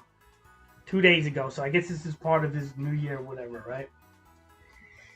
I'm gonna do it in the Anthony voice, too. 2022 was a year filled with many highs and lows. I became a homeowner, moved away from my parents, and have learned to live and drive on my own. I've had my heart ripped out abruptly by the person I thought was going to be the love of my life, where I cried daily for about 6 weeks straight, but it set me on a path of self-growth. I can happily say that I've lost almost 100 pounds from my heaviest weight I was in 2020, and over 50 pounds with my newfound dedication to diet and exercise, along with my renewed love of playing drums. Since that horrible day at the end of May, my life was turned upside down, where I was left crying my eyes out at a Starbucks with an I love you balloon in my hand. I jumped into another relationship too fast and was heartbroken again due to an unwillingness to work through the first sign of trouble. And then he put in parentheses, not on my part, like as if he's a fucking angel. This year has been extremely rough emotionally, to say the least. I'm trying to keep the faith that this was all God's plan. He says God's plan with no capital G, too. Goes to show you, the kid can have all the degrees in the life, and he's retarded. Like, if you're gonna mention God in a light, you use a capital G for God. Like, you're not talking like an atheist. You're saying it's part of God's plan. Use a capital G. It's fucking common English 101. And meanwhile, isn't he like fucking all these degrees he's got? Plan to light the fuse under me to set me on a path to get healthy and make me into the best version of myself. I can't even, it's making me sick. It's making me sick to my stomach. I can't even read it.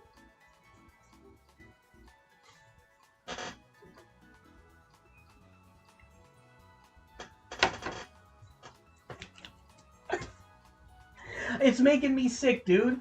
And then what did he say at the end, though? Hold on. He says something at the end. Like, he says, at the end part was what was stupid, too. Hold on. Yeah, he said something at the end here. He goes, look what he says. Look what he says. Listen to the desperation, Steve. This is what hurts me as a man. Okay?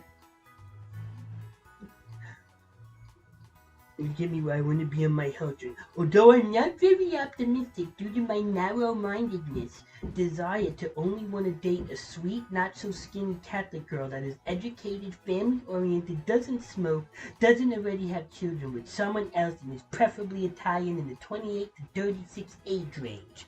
He's so picky. Like, he wants an Italian, single girl who is family-oriented, doesn't smoke, doesn't even have one kid. It's like, motherfucker, first of all, at his age, people have kids now, man. Like, he's extremely particular. Like, as if he's got, like, a lot of selection at going his way. Then he goes, if anyone knows a nice single girl that fits the description, let me know. I'm hoping that 2023 finally brings me the person I'm supposed to spend the rest of my life with, because I want nothing more in life than to eventually be a husband and a dad.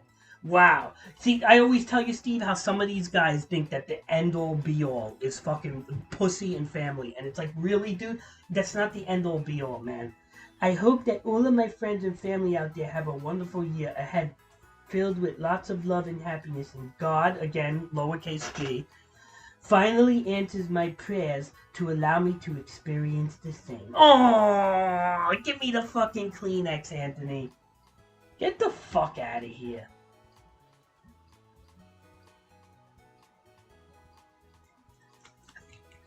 Bro, what is wrong with him? He's actually begging people. He's begging people on Facebook to try to hook him up. He's trying to throw pity at everybody, dude. I don't know, man. There's something seriously wrong with this fat thing. I don't, dude. This is why I always say to you, when people start like, you know, thinking that they want, oh yeah, I need to have kids and marry and blah blah blah blah blah blah. Yeah, if you get stuck in that loop like Fat Anthony, God help you, man. Because his fat ass can't find joy in anything but to try to be like mommy and daddy, right? And have a fat family and shit because he can't find joy in anything. That's his fault. He puts too much expectations on this. And then when he does find a stupid girl, he gets all like obsessed with her and puts her all over Facebook. And then he cancels them in a month or two. I mean, the kid is fucking batshit, man. And to think, he cleans instruments before you get fucking operated on. So before your father went through the surgery, Steve, you have someone like Fat Anthony fucking cleaning the scalpels. Like, that's a scary reality, to be honest. I don't care what anyone says. That's a scary reality. Just think of Fat Anthony, like, before anybody gets operated in the surgery. Just think of Fat Anthony.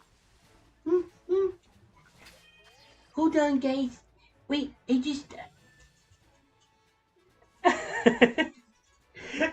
Remember when he used to use his finger to clean his braces? Oh my god, this kid was a fucking disaster. Steve, he was a disaster. I've never seen anyone like this in my life before. How bad he was. He was a disaster of a human. He was a disaster of a human being. Like, a disaster. I have not seen a kid in today's generation, or of yesteryear's generation, or even my father's generation, that is this bad. Like, he is top tier when it comes to just pathetic. I hate to say it. Top tier. Like, I would even put him up there with some of the craziest, like, trans people and shit. And say that Anthony might be more pathetic than them. I really would put him up there with them. Like, I would say, like, this kid's up there, man. Like, this guy, he's a man. He's not a kid no more. But this man is probably worse than the most confused gender identity person out there.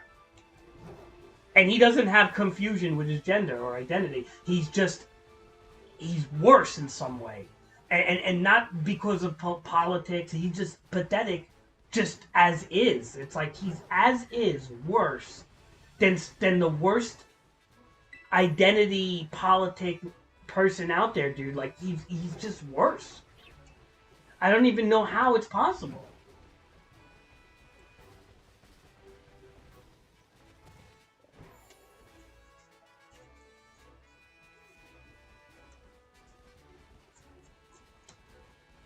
Steve, people in the LGBTQ plus are far not as pathetic as him. And that's saying a lot.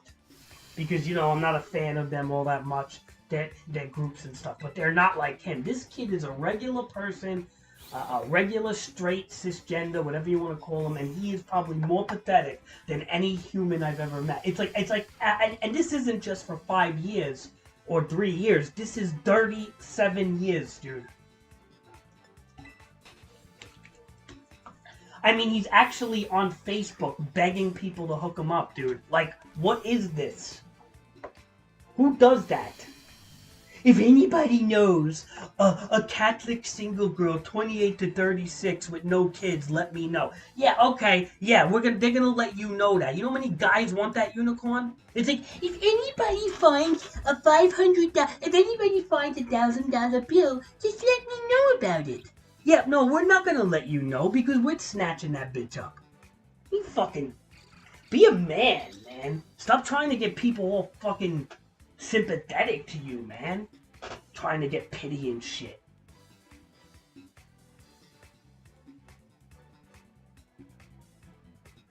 I bet you that gay Mormon is has a better life than Anthony. I'm telling you, man. This kid is the epitome of what I would never want my son to be. I mean, I almost feel bad saying that, but dude, it's like, I can't. He's so bad. He's so fucking bad, man. Like, he actually makes me feel bad for being a man. Like, this is what somebody who's a male acts like. A straight male. This is what we have in today's world. Like, this is him. But I can't even blame it on the world and the time, Steve, because he was always like this. It doesn't, see, he's so pathetic that it doesn't matter. He's so pathetic that it doesn't even matter like what generation of or trend or politics that are going on. He will somehow be more pathetic than the current schema of things. You know what I'm saying, Steve? Like, there is no atmosphere that can make this kid more pathetic than the world he lives in, that he creates. Like, he literally, I don't know, man.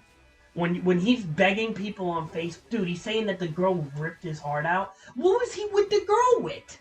For like 3 months?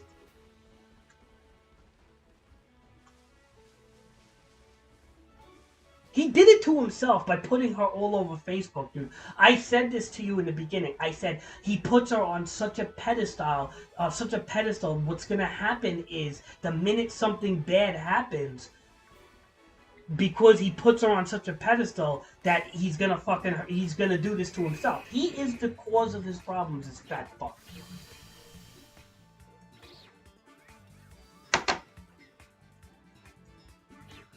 I bet you.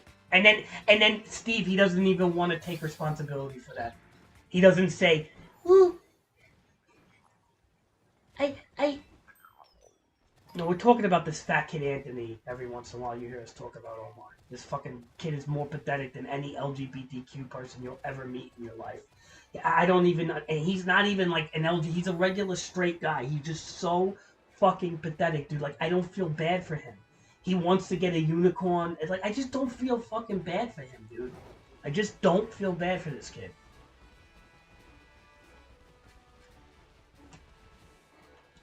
He probably did propose to her too early. He definitely did that. I wouldn't be surprised. He probably, because he bought a house and everything, dude. But like, I don't even know if he could afford the house. I don't even know if he's still living. I don't know. But look, I'm not saying he don't make money. The kid actually got college degrees and shit. But something is fucking wrong with him, dude. Like, I don't know. Socially, he's fucking off, man. I can't even. Oh, man. His fat fingers cleaning those scalpels and shit, dude. Please get him away. He's a malpractice lawsuit waiting to happen, dude.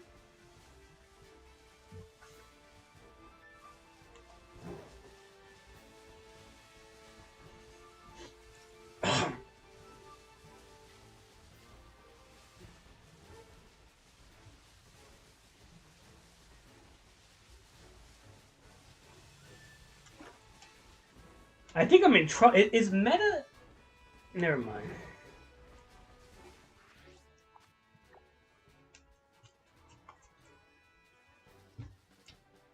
Yeah, he used to... Omar, he was really bad.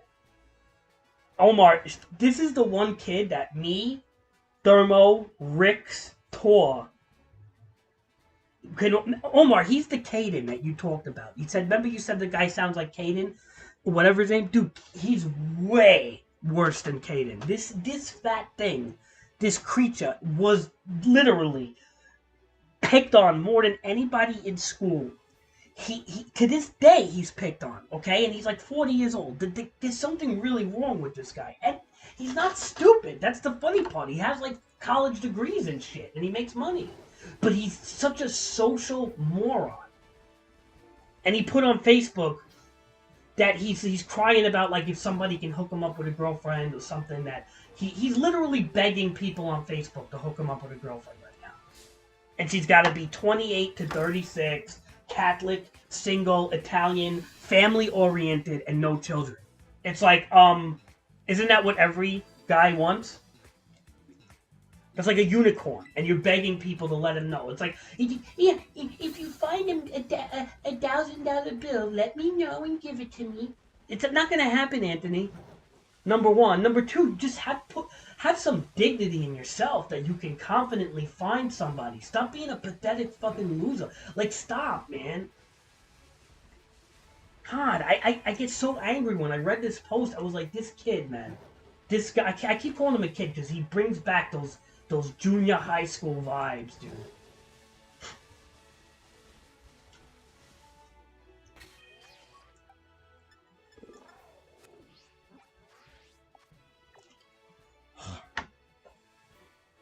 I lost 100 pounds. I was 500.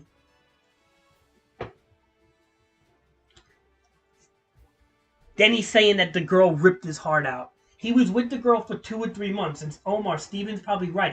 He probably proposed to the girl after like 2 months of dating, and she probably said, "Hold on a second, this is a little too early." And then he got all fucking upset. She broke up with him. He deleted her from Facebook, and then he said he was left in Starbucks. This is what he writes on his Facebook. He was crying for 6 weeks straight, and was in Starbucks crying with an "I love you" balloon, like somebody gave him a balloon because they felt bad. Who says that on Facebook? He's like that, dude. He's got like he added like thousands of friends from all the years from high school. Like everybody could read this shit. It's some of the most pathetic shit that I've ever seen in my fucking life. And like it's like people like some people like, oh, you're so brave, Anthony, for saying all this. Oh, please, man. I don't feel he's brave. I feel it's really pathetic. Like I almost want to like. I wish I could talk to him and just say, what are you doing, bro?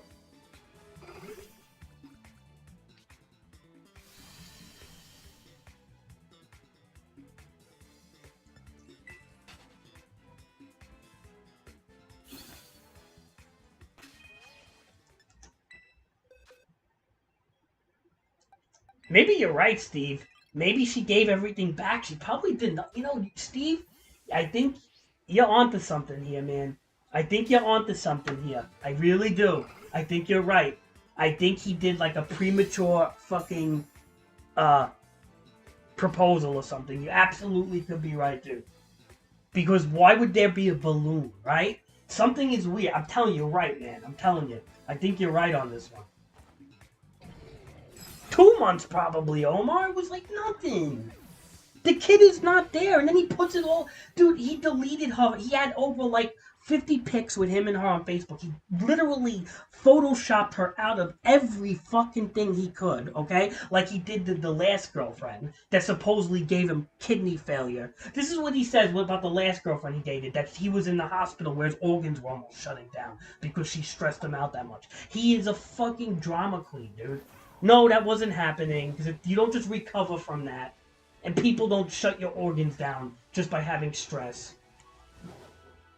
Stress could kill, could cause high blood pressure, things like that. But you don't literally lose function of all your organs and then come back miraculously because of stress. It doesn't happen. He's a fucking drama queen. And he's retarded, and I don't know what's wrong with him. He makes all men look bad.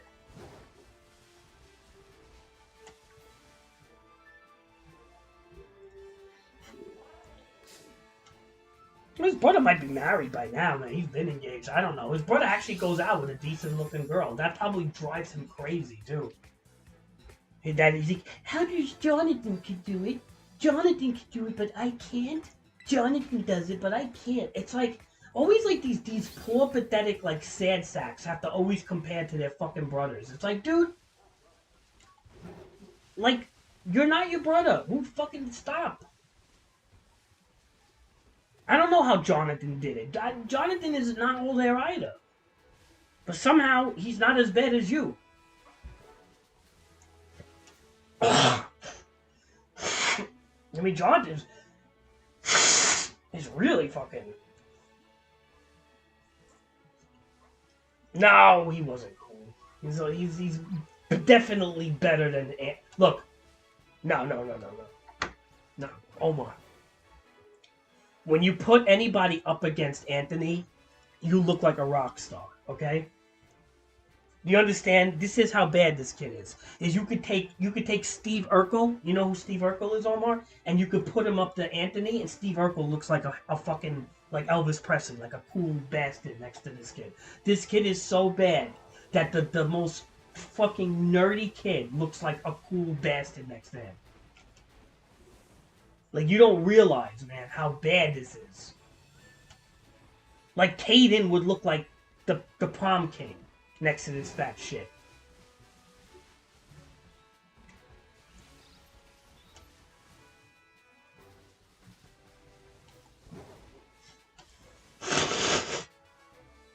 Well, what I'm just trying to say that this is how pathetic he is. It's like, you could take the nerdiest kid in the world, and he will actually come off like he has his shit together in social atmospheres than this guy.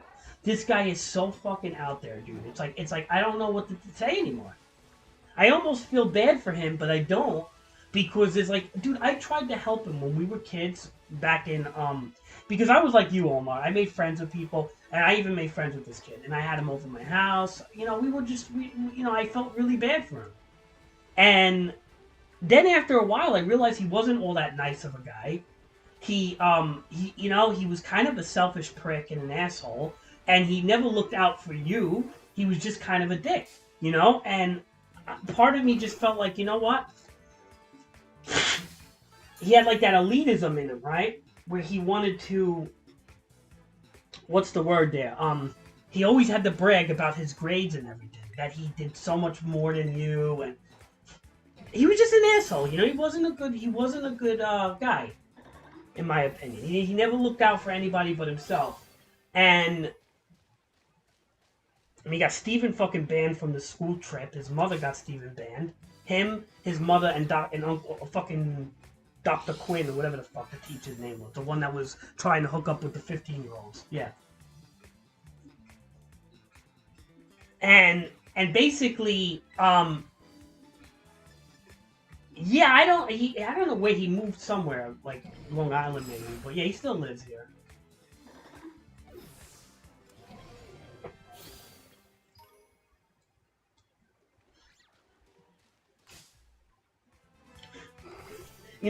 Steve, I may sound like I'm always mean towards him, but I really befriended this kid. I tried to fucking make him cooler, man.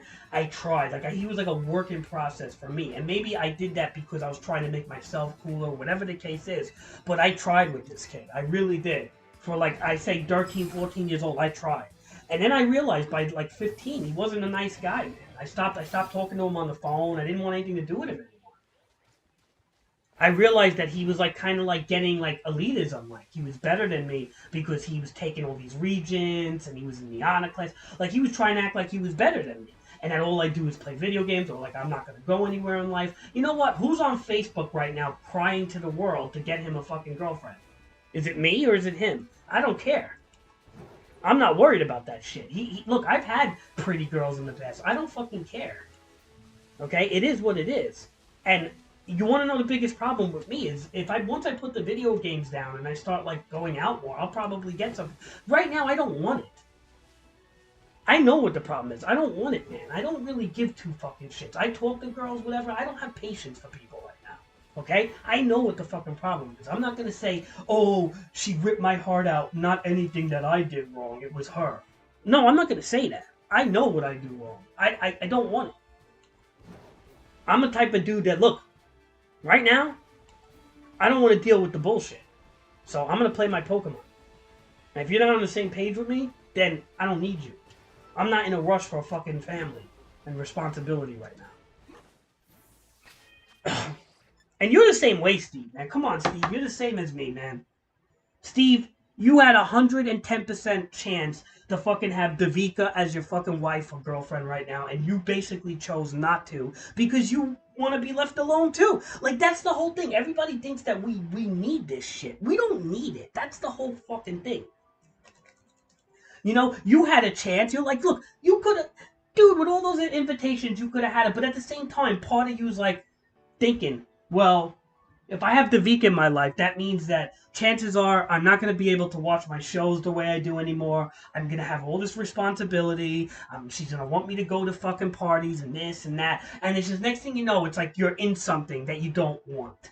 Right? And it's and I'm not saying it's a good thing. I don't know. I don't know what the hell where we're supposed to be right now. But what I'm trying to say is, it's not we're not on Facebook begging for a fucking woman. It's the worst thing I've ever seen a man do in my life, dude. And I just mean any person with a penis and a nutsack to be on Facebook.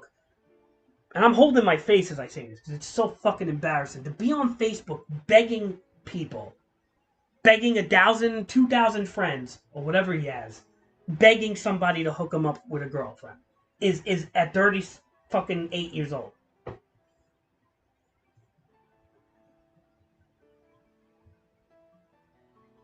Oh, you see, look, you still keep in touch, right? You're not proposing to her, right, Steve?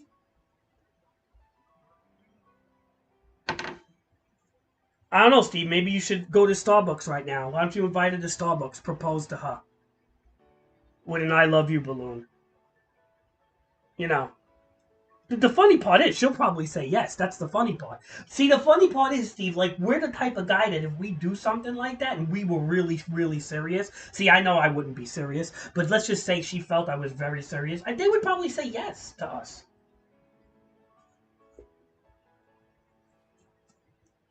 This fat shit was probably with that fat. Oh man, and she was no look. Let me tell you guys, I hate Omar if you did it. She was no look of this girl, but let me tell you, he went for her so fast, man.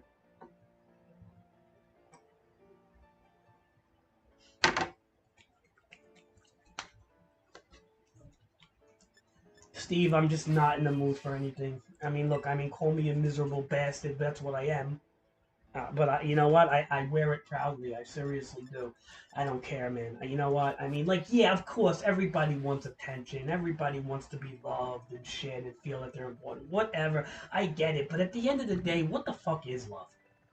Really, what is love? It seems like more of a pain in the ass than what it's worth half the times. I think everybody yearns for it, but at the same time, like when you have it, dude. Let me explain a story, Steve, to you, and I don't know who else is in the stream, but okay. When I was going out with the Polish girl for like a year, almost a year, right? Like a year and a half. I don't know what it was. And she was very pretty. You saw her, Steve. She was blue eyes, blonde hair. She looked like Shakira with the blonde hair. She was fucking pretty, and I was dating her. You know what I would do, dude? Dude, she was coming over my house every 2 days. I was literally fucking her every 2 days, right? You know what I fucking did? After a while, what I would do, because I got so bored, Steve, she would leave and everything. I would go to the bar, try to hook up with other girls. I would go on fucking porn sites and jerk off, and you'd be like, what? Like, why would you do that? You have such a pretty girl. Why would you do that? Because I was fucking bored. That's why. I didn't care about what she looked like. Like, people used to tell me, I went to Starbucks with a dude, and one of the gay girls, Emily, was like, your girlfriend is so pretty. She's like, I don't know how she's like, but you gotta treat her well, and blah, blah, blah. Like, everybody was saying that shit. Yeah, all the time. I used to clean. Dude, because I was having her over all the time. And everybody liked this girl, okay? I mean, people used to beep the horn when they weren't beeping the horn at me, trust me. And what I did was, like I said, oh yeah, dude, Steve, I was always broke. All my money was going to basically taking her out. I was eating out with her all the time, so I was broke all the time. Um, so that's a negative right there. And secondly, like I said, she would come over my house like every day, every other day, right? She was coming over every 2 days, right? I was going to Brooklyn College, you know, then coming back to my place with her, and then we watch a movie, fuck the shit out of her, whatever, you know. And after a while, like I remember coming in Starbucks and like people were like, "Oh, she's so pretty." Blah, blah, blah. I didn't even give a shit. I didn't even look at her looks anymore, dude. I was just like kind of like, and like it was like, and I would be working in the office and be like, oh, like the girl Christine would be like, oh, Davey, are you? Because they call me Davey in the office. They'd be like, oh, Davey, are you going to see the girl tonight? You know, are you going to see the girl tonight? I'm like, yeah. And she's like, why do you sound so miserable saying that? And I'm like, I don't know, because it's fucking something to do that I really don't want. It's like responsibility, right? So I'd have to like fucking, as soon as I'm done with work, I'd have to. Yeah. I had Omar. This is why when I tell Steven, when I tell you guys shit, like it's not like I didn't experience some degree of what a regular guy experienced. Now I can understand the poor depressed people that never experienced anything. That's a sad story. And I think everybody should have that chance. I had that chance. I had the chance like 3 times in my life. One with a girl named Maggie, 2.5 years that I was with her when I was like in my early 20s. The second was with this girl.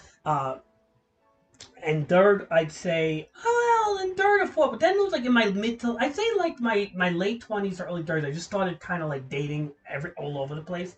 But I wasn't really sticking with anybody for more than like, oh, I'd say no more than a month or whatever.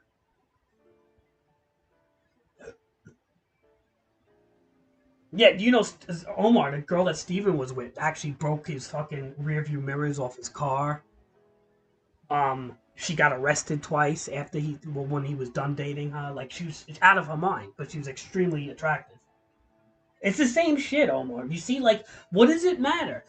See, at the end of the day, me and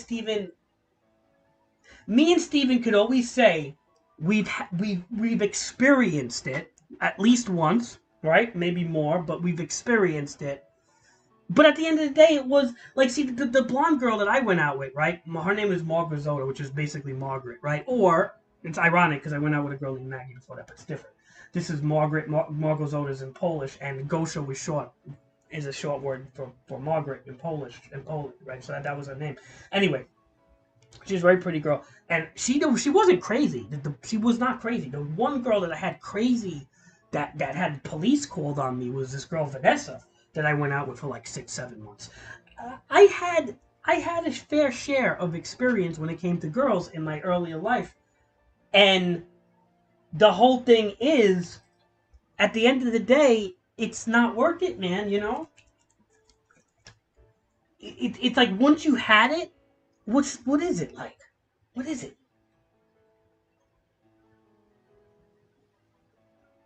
I mean, I know I'm being graphic and shit, Omar, but honestly, like, don't be like this kid Anthony when you get older and be on Facebook crying for a fucking girlfriend. Because if you become that person, I don't. First of all, Omar, I don't think you'll ever be that person. You don't have it in you. I think the girls will be. I think the girls will be after Omar, because you know why, Steve? Because Omar just doesn't give a shit, and I think girls like that. Like, girls like the guy that doesn't give a shit, and that's Omar pretty much. So. Omar like really doesn't give a shit, which will probably get girls after him. But that's how you gotta be, man. You can't be like this. Women hate pathetic men, dude. When they look at a guy who comes off pathetic, they hate that shit. They truly fucking hate it. It's like everything anti-masculine. It's like the guy with the kangaroo pouch, like the what they call the dad with the fucking babies hanging out of the kangaroo pouch. And he has like the goofy fucking like J.J. Abrams glasses on and a Where's Waldo fucking shirt or scarf or whatever, and he's like walking around with a fucking kangaroo pouch with two babies in it. Yeah, like that guy is not what not what a real woman wants.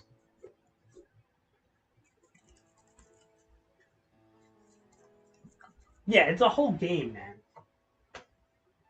Like, a lot of guys think that just being a nice guy is good enough. Like, no, man, you gotta have what they call swagger. Yeah, exactly. They like to be chased, but you can't chase them too much because then you're a stalker. But you can't, not care about them at all. You know what's a good thing, Steve? You know what's a good. Remember in Final Fantasy VII, Yuffie, when you had to get Yuffie on your team, there was a whole dialogue of how to like get her on your team. You'd have to like say, "I'm going now," but you'd have to say, "Oh, she's like," and then she's like, "I'm really going now," and you have to kind of say like, "Wait." And then she's like, "What? You really do want me?" And you got to say like, "No, not really." And she's but like the way you got to answer those questions to get her on your team is basically what you have to do with a girl.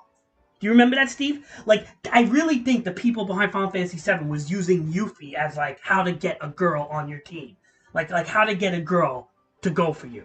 Like, you know what I mean? Like that little dialogue sequence, I think, is genius in a lot of ways,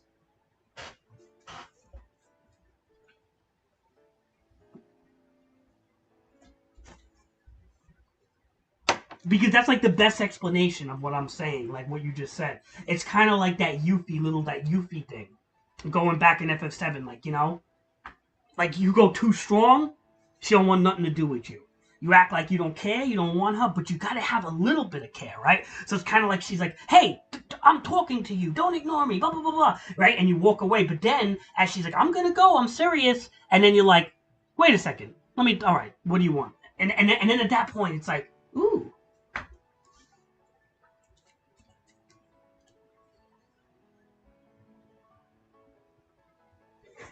yep,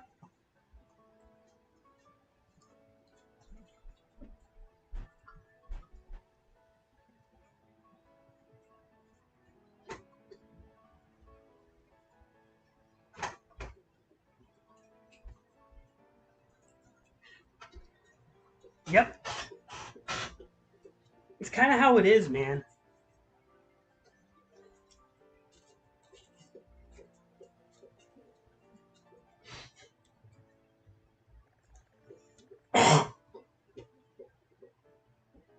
No, you can't clear your throat 100 times either like this, that's for sure, but...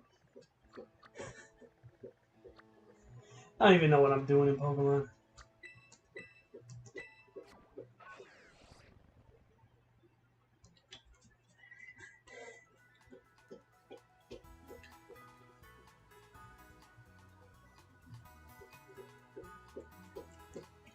Omar, I hope you... Omar, yeah, you got a long ways to go, Omar. A long way. Yeah, exactly. Omar, by the time you're our age, like, seriously, we're gonna be like old fucking shits. Like, you have a lot of time, honestly. You don't have to worry. It's one thing being young is kind of good in a lot of ways. You know, you got your youth, man. You have a long time to go.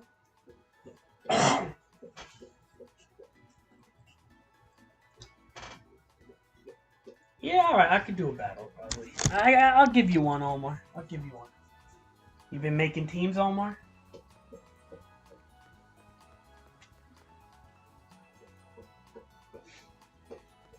Alright, hold on a second, Omar. But what I want to do first is...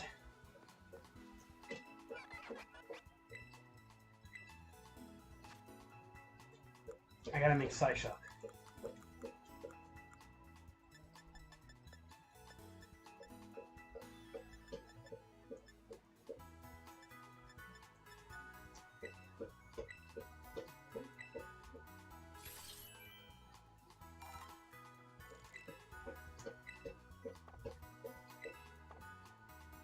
Alright, I made it.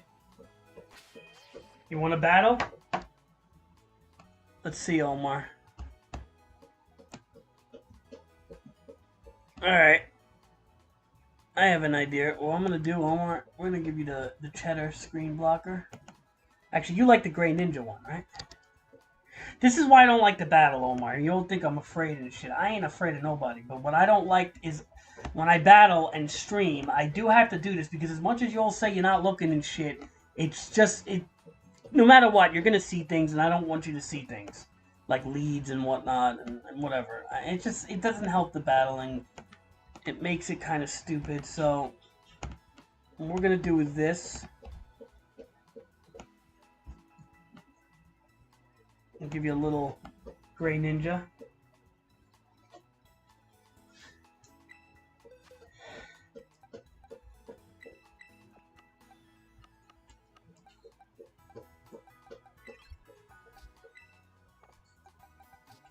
And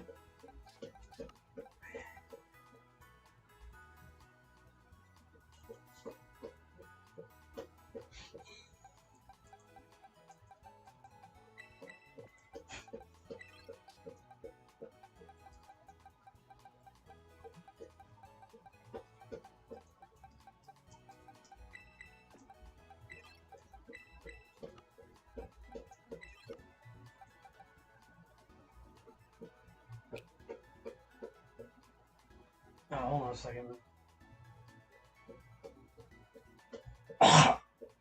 Oh, I don't know. Omar's been getting good, man. Steve, Omar follows like things. He reads up a lot on stuff. So, I mean, I don't know, man. That's why I don't want to say like I could beat Omar. I don't know. There's times he plays really good. So, we'll see if he gets the better of me.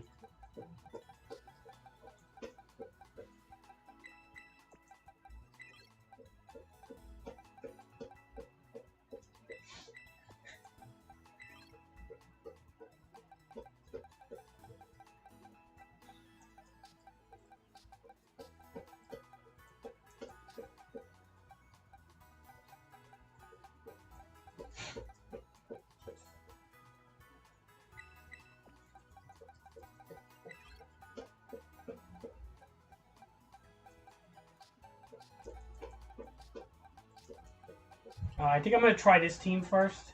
We'll see what happens.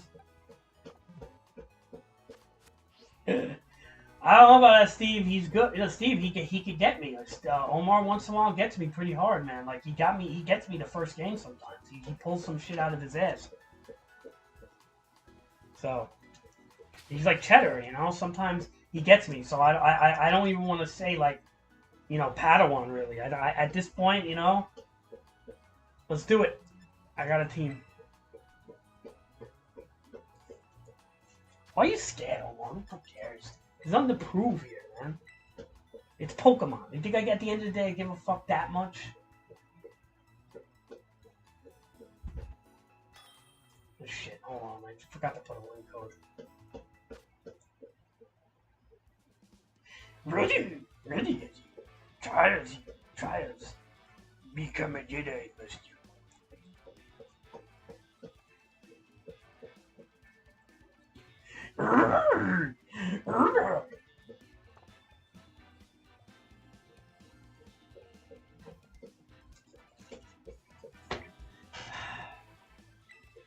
Alright, you know the code, Omar. 2649.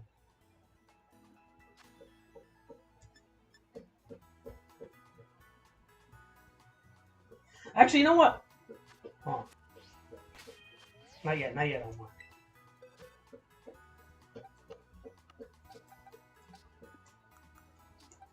Omar, be scared. Why are you scared, Omar? You be scared, man.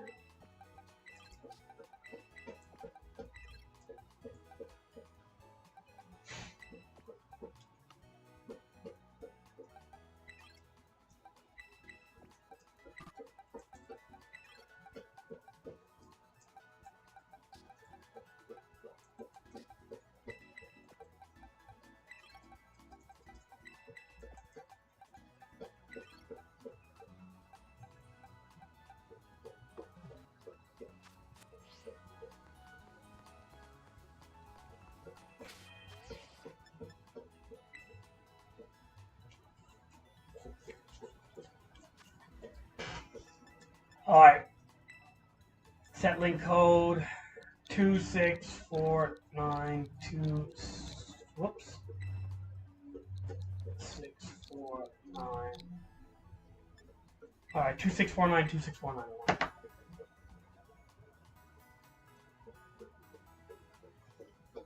Omar could be. Look, here's the thing. If Omar pulls some shit out of his ass that I don't know about, then he can get me that first game. But once I get the knack of what he's doing, I could. Unless I just don't have a Pokemon to deal with it. You know, there's just some Pokemon you just can't deal with. It really all depends, you know.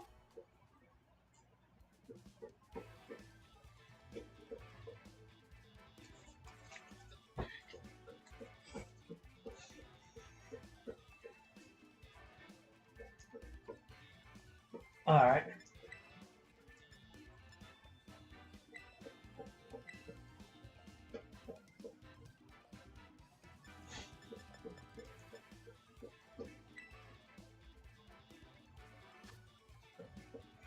Yeah, Omar has a pretty nasty team already.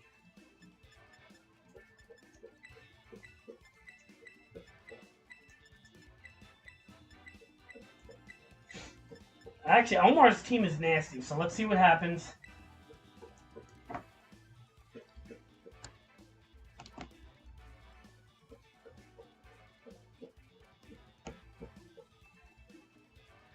That's Omar's team.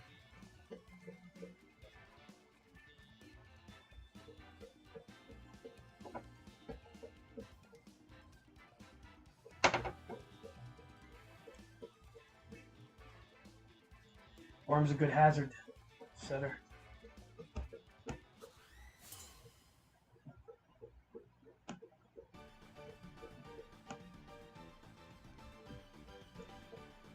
There are times I'm going to have to maximize this image, by the way.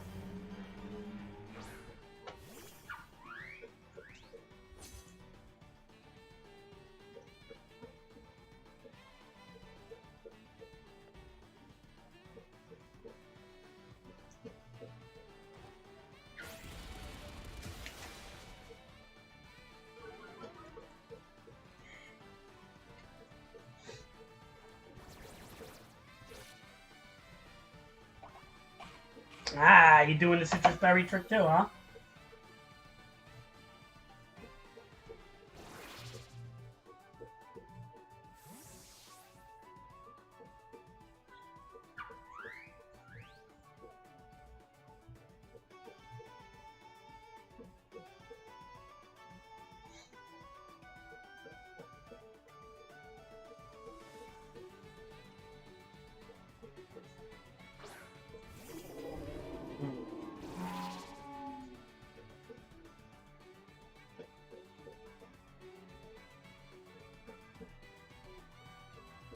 This is the only annoying part when I battle.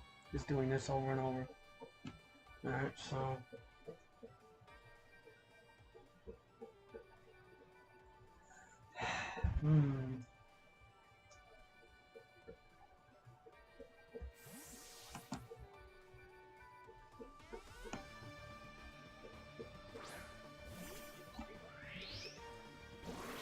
Yeah.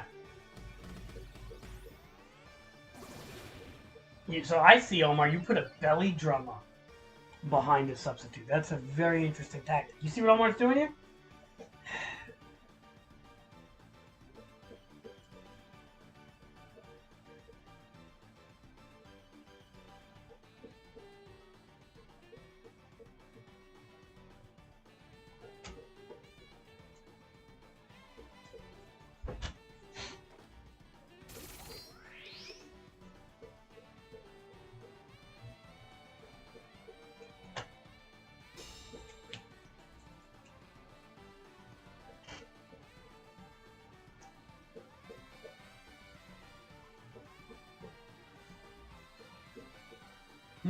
You're interesting, Omar.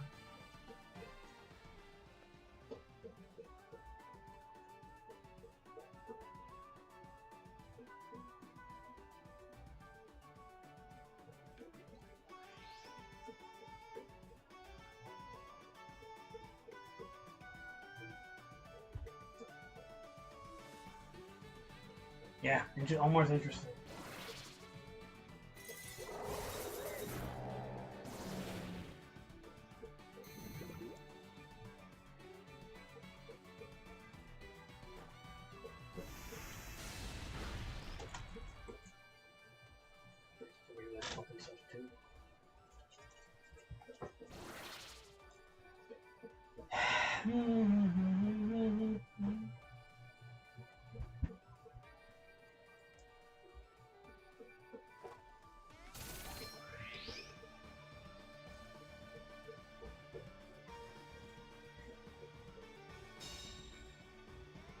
Kind of curious though with you.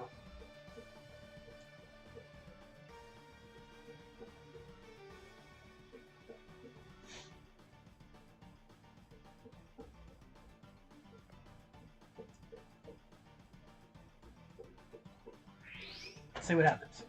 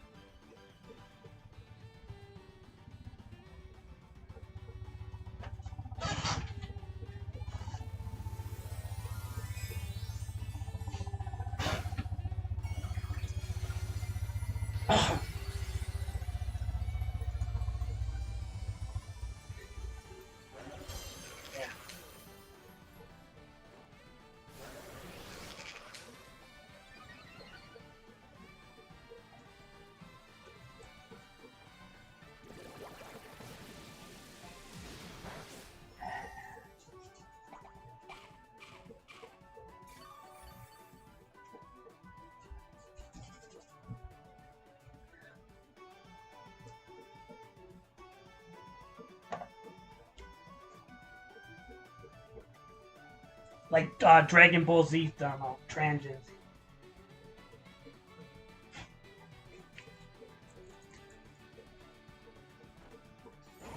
Omar, one thing though I gotta say, you think I fall for your tactics, Omar? Like that was a pretty. You see what Omar did though, Steve? That was a heavy duty tactic. He's trying to go for he tries to go for the kill right off the bat. But I don't fall for that shit as easy as some other people, man. But he makes me think. He does make me think. Like, I have to think of a real way around it, because if I don't, he's going to sweep me.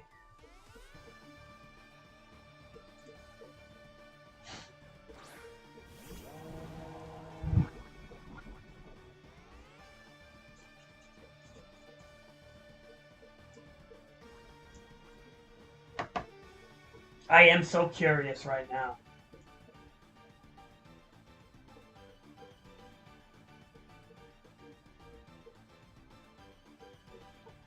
I am so curious. Omar is really got me on the fucking curiosity spectrum. Oh boy. See what he's doing, Steve? This could be scary now. Let's take a feel. Interesting. Grass Terra.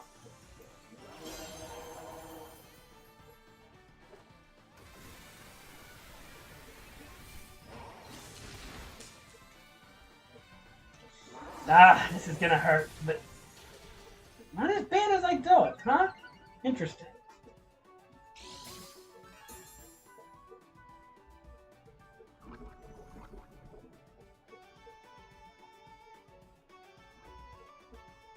Very interesting.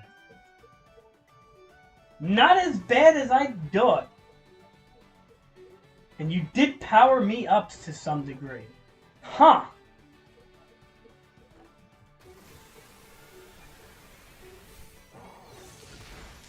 Get the fuck out of here, Omar, with that shit. Get that noise out of here. Good try, Omar. Good try. Get that noise out of here. Get that fucking noise out of here.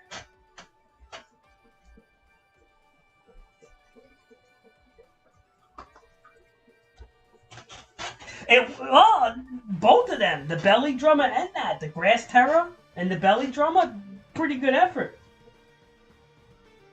I'm not fucking saying, dude, you can't sleep on Omar. Like Omar and Cheddar, these guys that come in the stream, man, you can't even fall asleep on them a little bit. They'll fuck you up. So it's like, I know that. They're better than the random player. I gotta really put my fucking gears in my head going.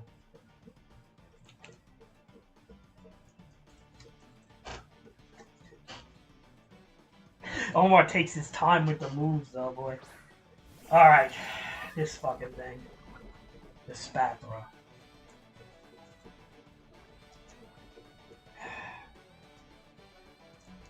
See, I know you're a spatula. Well, I think it's too late, though. I think it's too late for Omar. I don't think he's got an answer for this Annihilate, to be honest.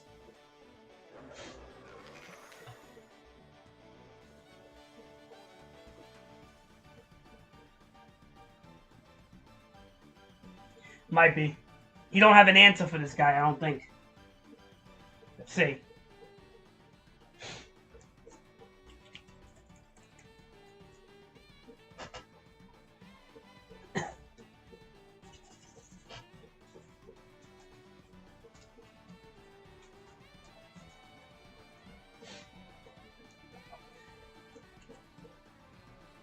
Omar has his Goku.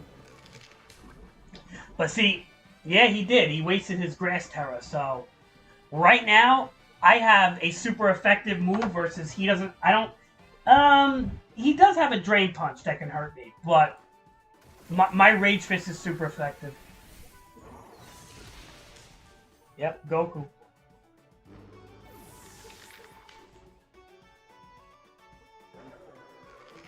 How did I outspeed you, Omar?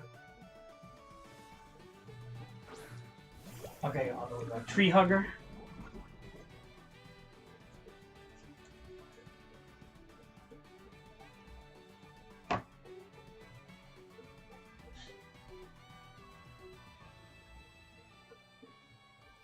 Yeah, it's because of my Glimmer Rock.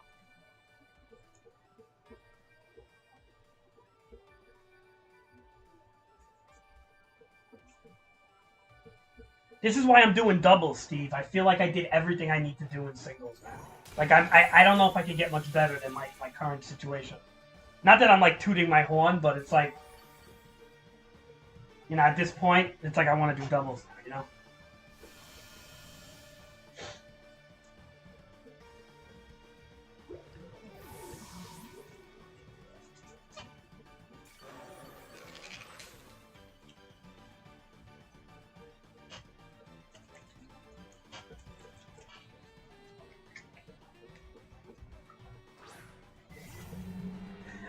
The worm has regenerator? Oh, is that the citrus berry? Whatever. But good game, Omar.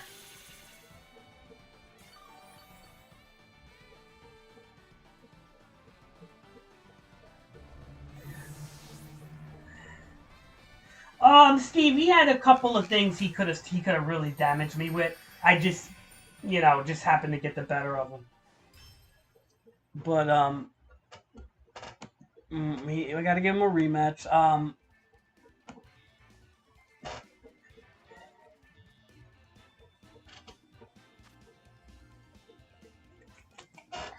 All right, let's go again, Omar.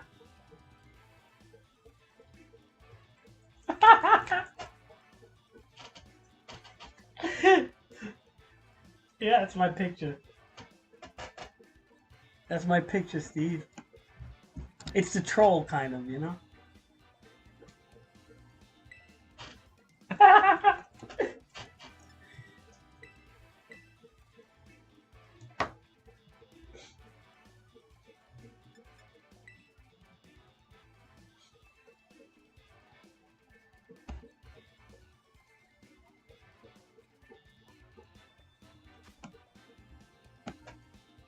Alright, same team.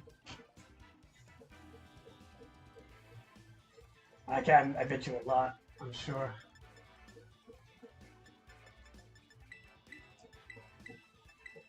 Steve, this is a different team, Omar. I don't know if you can beat this team. Look, this one is not as constructed. I'm guessing like 300.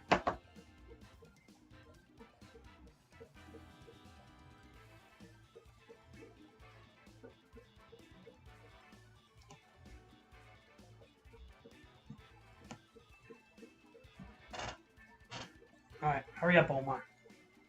Wow. That's good. I just put in, I had like $800 I just put in the bank the other day from a couple of jobs, and I didn't get no tips though this last, what was it, Thursday? And I'm working this Friday too. That's fucking cool, dude. That's good. You got some money too.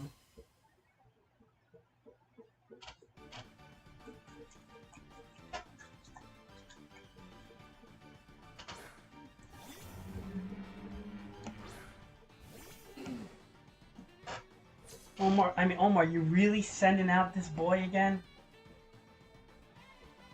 Why you be doing that, Omar? You keep sending out this boy.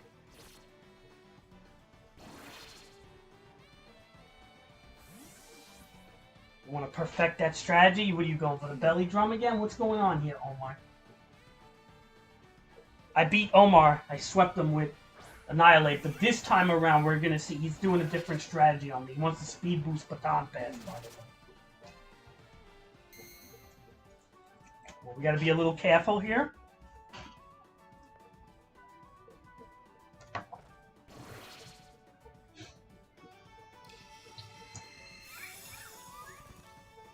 So, okay, he's probably going to speed boost Calm Mind, which is pretty nasty tactic.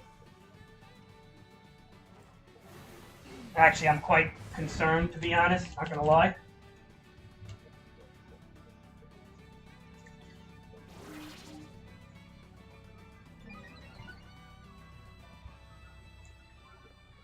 I am quite concerned, I ain't going to lie. Let's see what happens.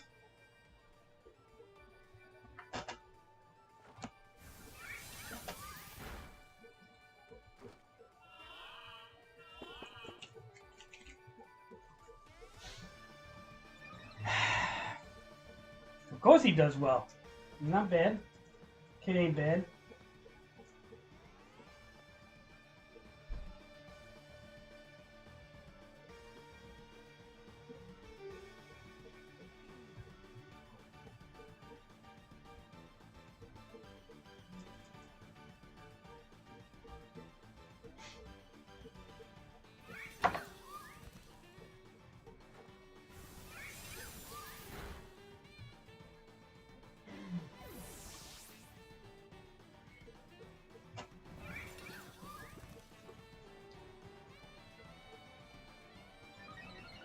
This is why this thing can be scary. You can't let this thing fucking shoot off the hip like this. It can be extremely scary, this thing, so... I'm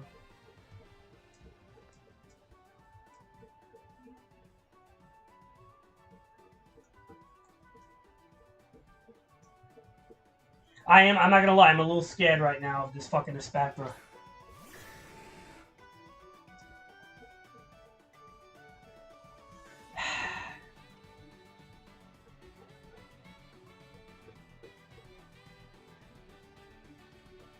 I'm a little scared. If this thing wakes... Dude, I'm scared of this thing. See, Omar has me fucking... It's Mama June, yep.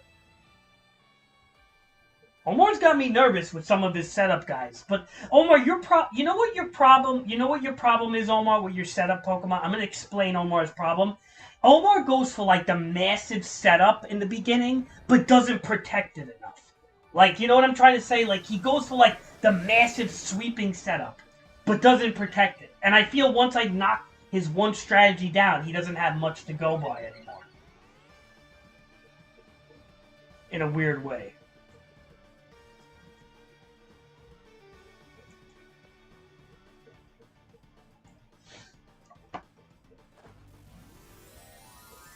You know what I mean?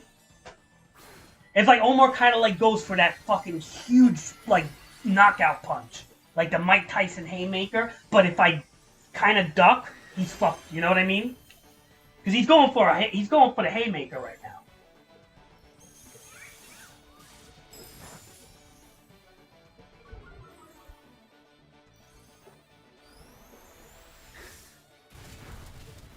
You see, look, all those speed boosts and all that fucking shit he did is wasted now. And I got Stealth Rocks on the field. He Calm Mind, 3 speed boosts. Now there's Stealth Rock on the field, and I got a fucking Steel Dragonite.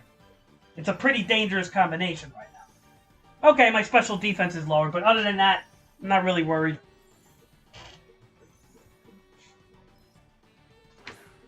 You're looking at another potential sweep here.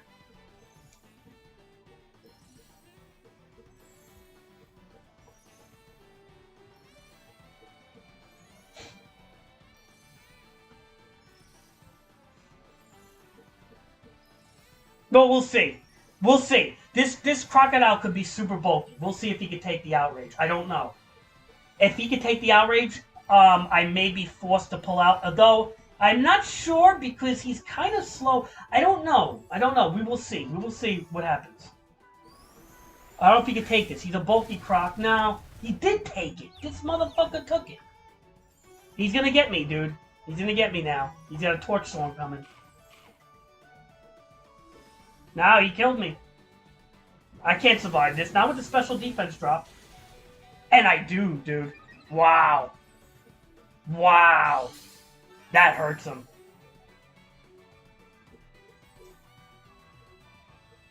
No,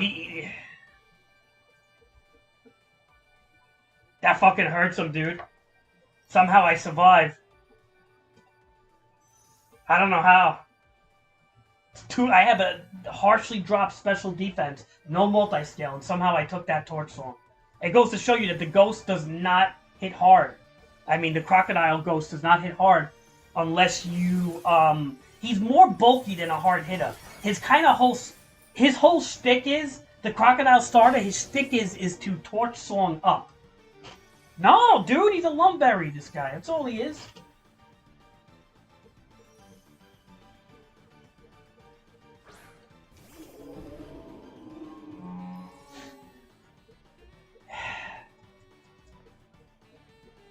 Oh, he's got Ice Shard, okay. I fucked up. He's gonna get me. I fucked up. I should have did Extreme Speed. Good play, Omar. Even though it's not effective, it's 8 health. I can't do much against that. If I did Extreme Speed, I don't know if I would have killed him, but I would have hurt him. Probably not kill him.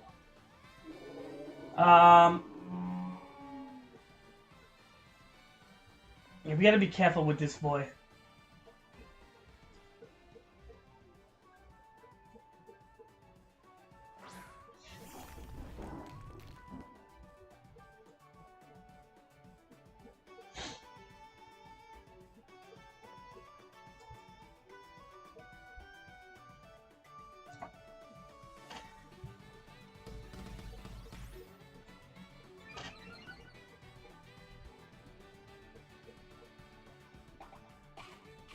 This belly drummer is scaring the shit out of me.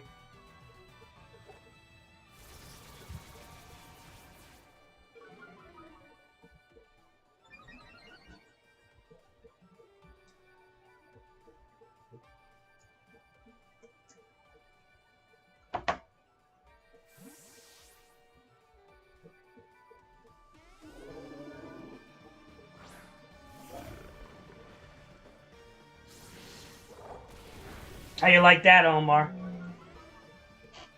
Omar, you think I was gonna fucking let you kill my fucking soul? No. Mama June coming in. Omar, meet Mama June. She likes long walks on the. She likes long walks on the beach.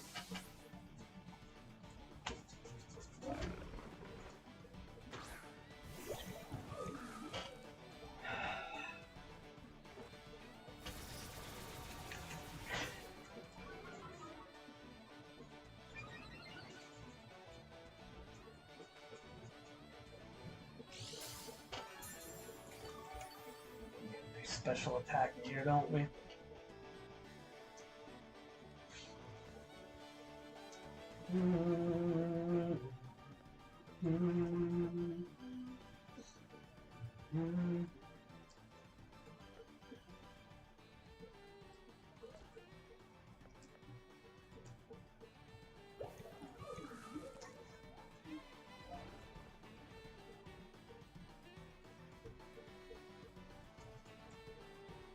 I am actually, you know what, Omar? You may be able to. I don't know, man. Could you kill Mama June with this thing? I don't know.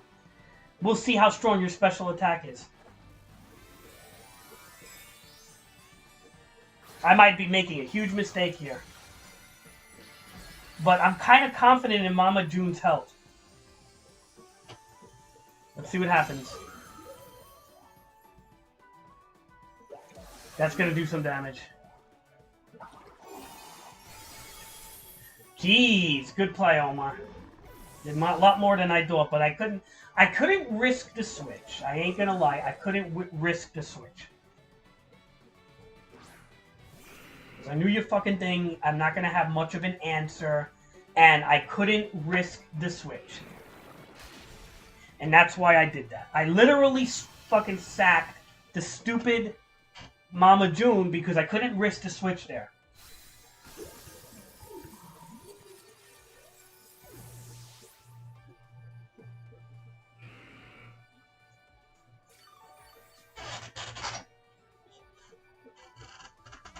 Nancy Pelosi just fucking sludge bombed him.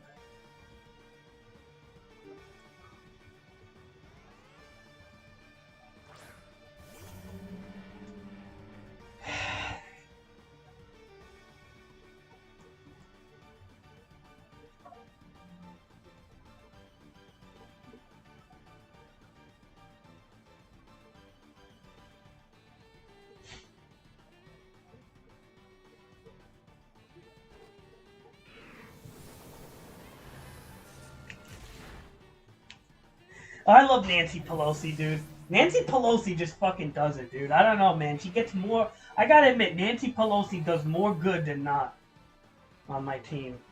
On, like, real life.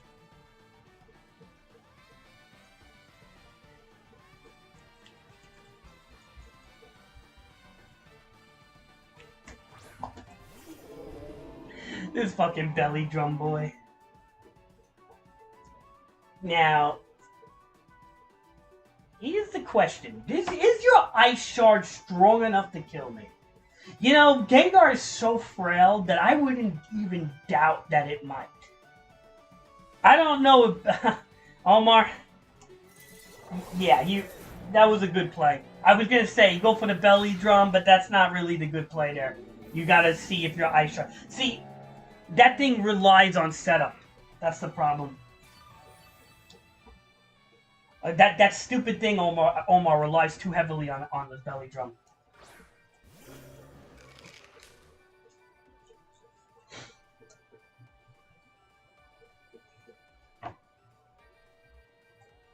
I don't know if this thing's taken. I don't think you have any priority you could do to me. You can't Drain Punch with your Rage Fist if you're faster, but I don't think you are. I don't think this thing is especially defensive either. I mean, he can have both, but let's see.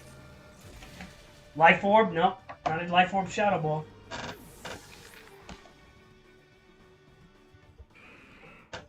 Omar, both my teams took you out, Omar. The last one, I only lost one Pokemon. This one, you did better. Just throwing this team. I just drew these two teams together, so I did. Good job, Omar. Good job. Now, you must practice to get better, Omar.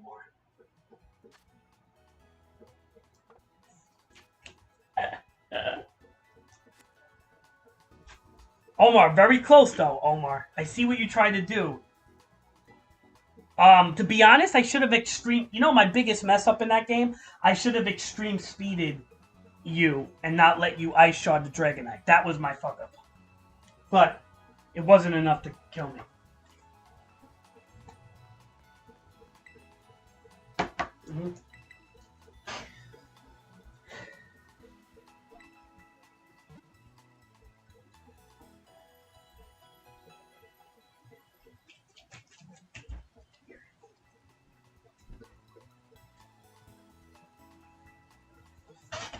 Alright. Cheddar, I finished my doubles, by the way. Well, one double guy. I'm still working on ADD right now.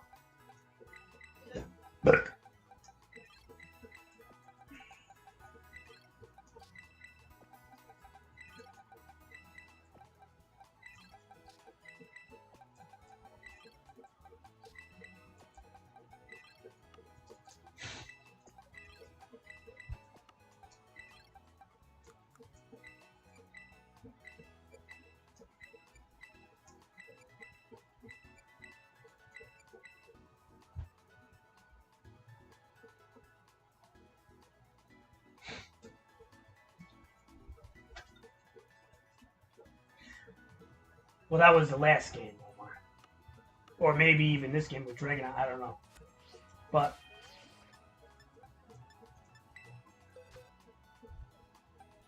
Omar, I don't trust fairies, you know? Notice how I didn't bring McRibbon. Because as good as McRibbon is against Omar, I don't know. Omar's not a stupid play. He'll probably get around it. McRibbon kind of works on like the random that doesn't know how to deal with it, you know? And if I put all that effort into McRibbon, it could hurt my rest of my strategy, so take a look, Cheddar.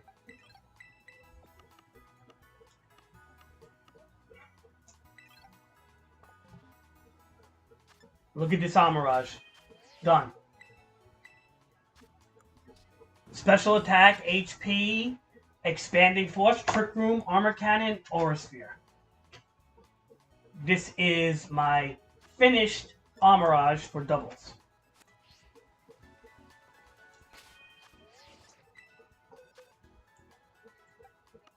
So now we are working on Indeedee.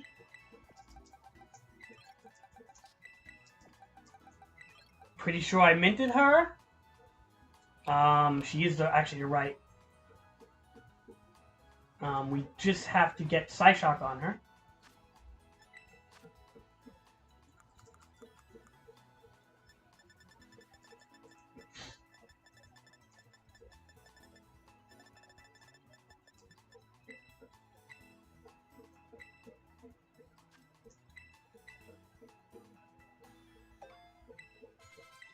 Alright, so this is what we have on Indeedee.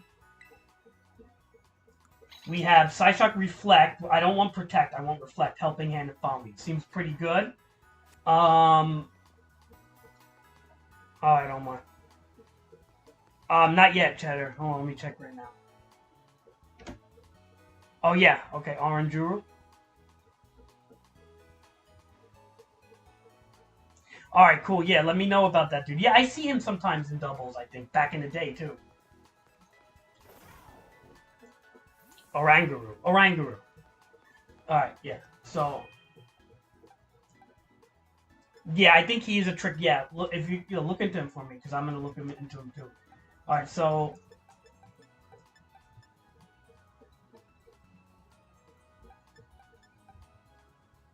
no, Steve, Omar's problem is, this is what I think his main problem is, he goes for the fucking setup. Like, Omar's the type of guy that goes for the kill shot. He's like Mike Tyson throwing the haymaker, right? Well, what I'm doing is, I'm like Muhammad Ali, and I'm backing up and jabbing him. You know, I'm taking him down. He throws the haymaker, he doesn't land it, and I fucking bam the uppercut.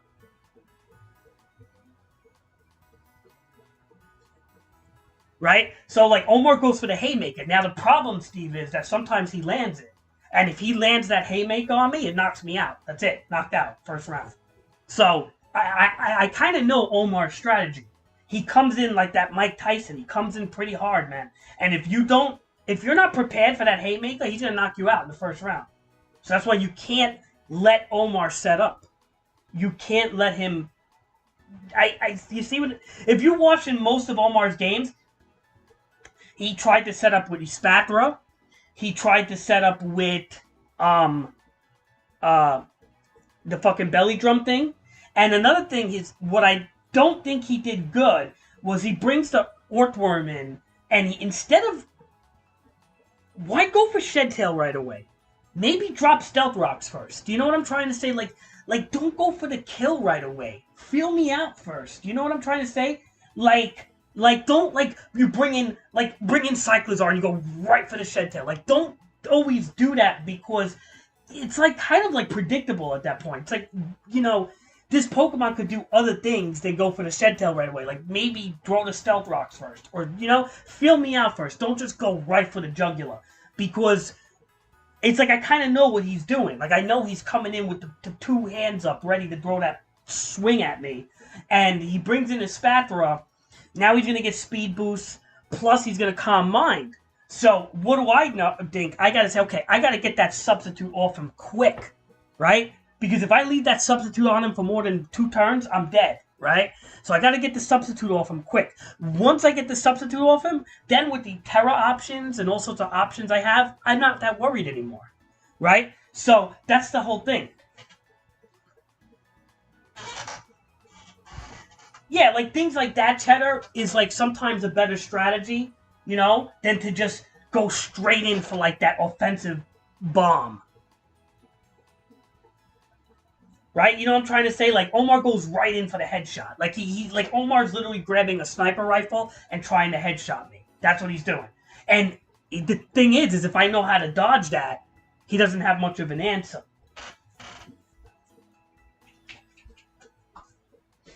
But, like, that's the whole thing, is if I mess up, he gets the headshot. So it's, like, kind of like, I know how Omar plays. Like, you have to hit him hard, but Omar's the type of guy you got to hit hard before he hits you.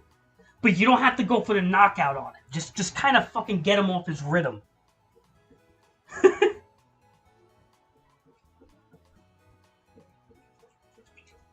Like, don't follow... If you follow Omar's tempo, you'll probably get your ass kicked. So, like, I don't follow the tempo. It's like Crow Cop or Mike. You ever see these boxers? It's the same thing, man. You go into their world, you lose. You have to kind of be outside of the box against them.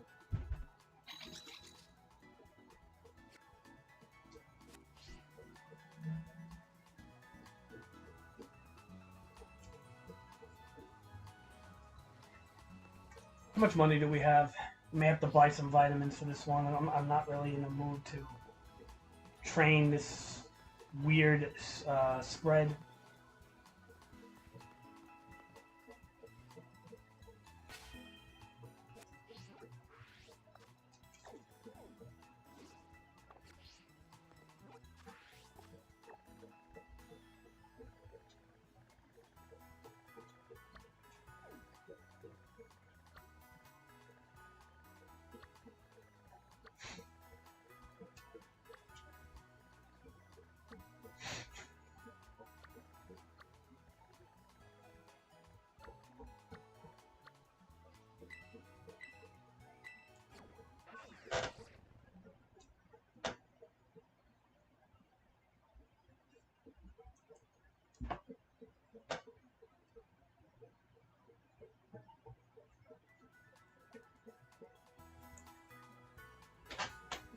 See, what Cheddar does different is, Cheddar, you kind of surprise me. Like, you're more like a southpaw when I fight you, you know?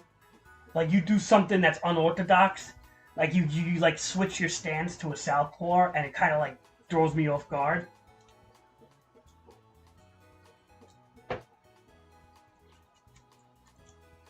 But that's what you kind of have to do in Pokemon. You have to surprise your opponent. You can't just always come at them with the muscular guy, you know, like the muscular... you know, straight damage type of dude. You have to like have a type of like a weird. You got to be. It's all about timing. It's about weird like what you.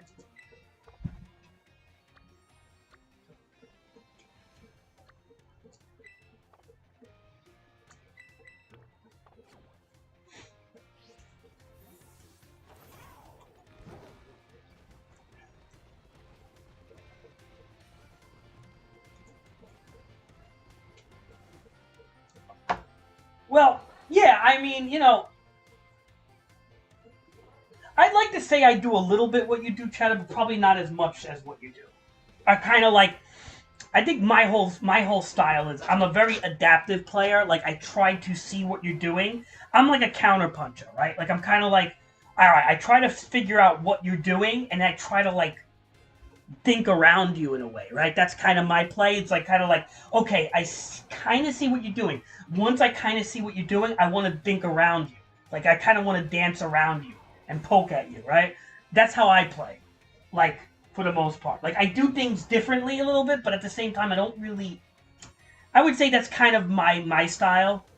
I don't go like I don't go for the jugular right away. I kind of like try to see what you're gonna do. I feel you out, but I do have like several plans up my sleeve too.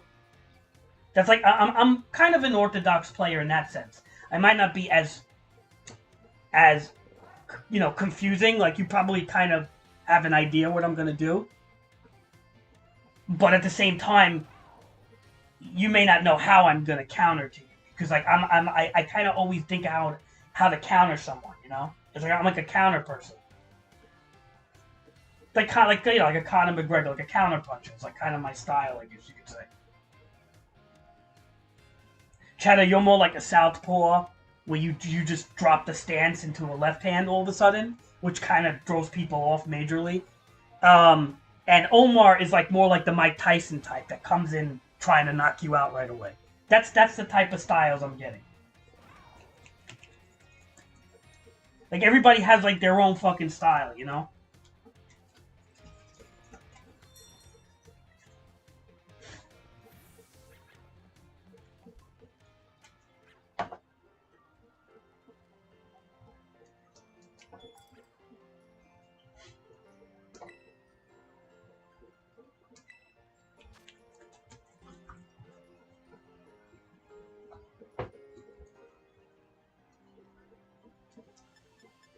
All right, what did I say I need?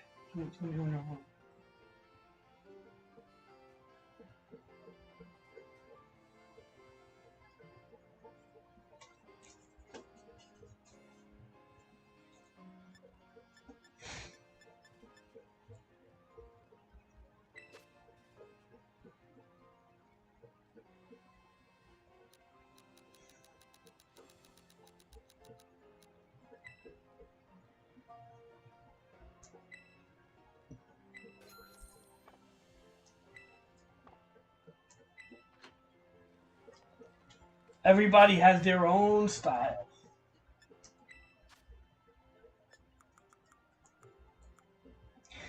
Cheddar, you know who was a southpaw like that? Rocky Marciano. I watched a lot of his videos, like, and I always wanted to know what the big deal was with Rocky Marciano. Like, why was he so good? He was built, but he didn't look that built. But I knew he had a lot of heavy power. In his fighting ability, he was like he used to throw bombs, but he wasn't really like. And I said, like, what made him so good? You know what Rocky Marciano used to do? Is he used to switch stance into a southpaw all the time, and it would throw the opponent off. He did what you did, Cheddar. He basically switched his stance, and it's like out of nowhere you see his stance change, and it just throws the fucking boxer off, man. Like I watched the whole video on, I'm like, wow, like that's interesting. How he could just throw the boxer right off, like he could be losing, dude, and he switches to that left hand where it's a completely different stance. The southpaw stance is so different, and it's like you lead with the other foot and everything, and he just starts throwing the left hands all of a sudden out of nowhere, and it's like it just totally throws the opponent off.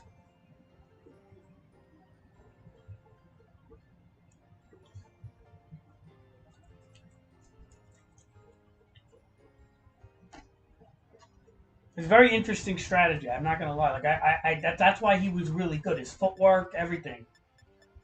Like, I always wanted to know like what made him good because he had like 50 knockouts with no losses, right? But he almost lost a few times. But like, what made him really that good? And then you see what he did, and then you're like, okay, kind of makes sense.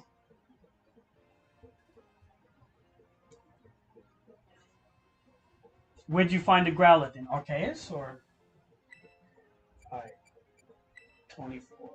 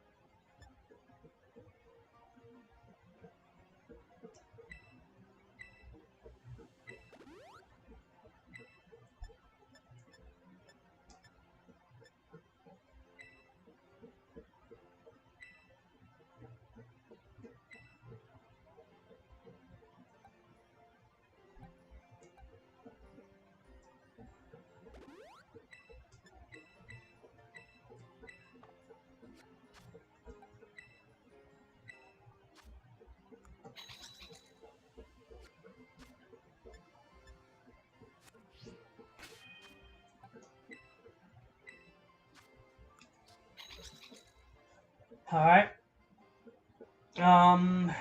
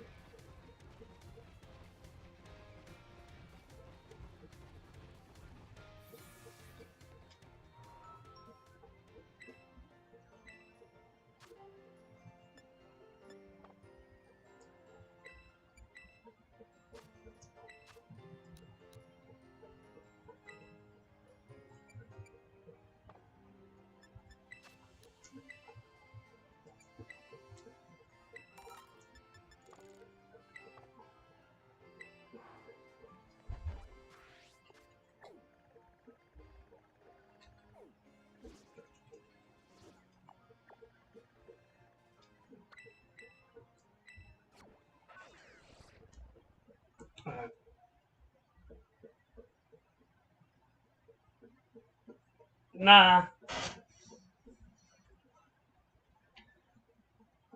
I don't care about the paradoxes too much. As long as you only use like one or two or something, like you don't have a whole team of them.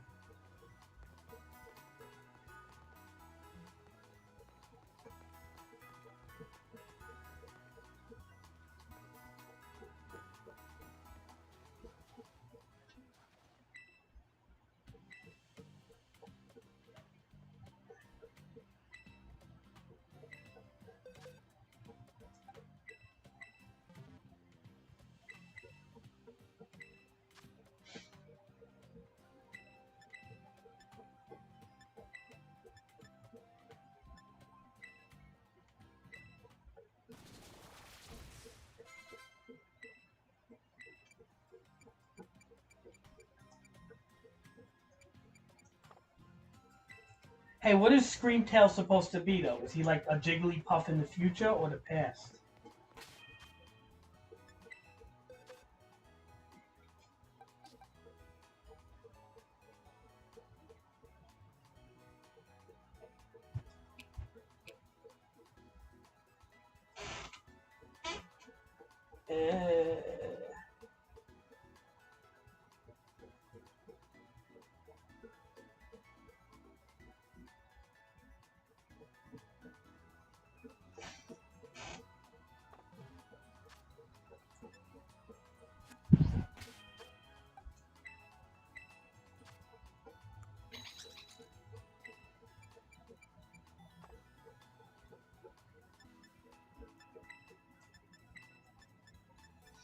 So Reflect is what I'm going to use instead of Protect on here.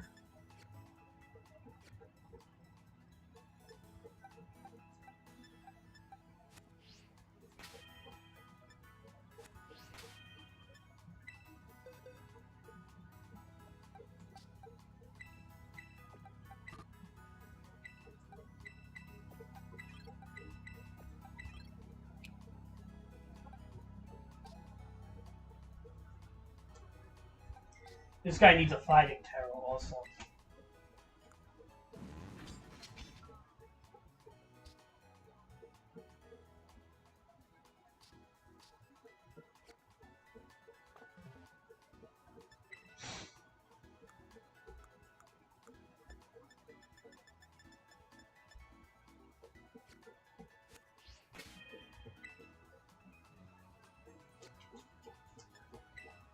a sphere.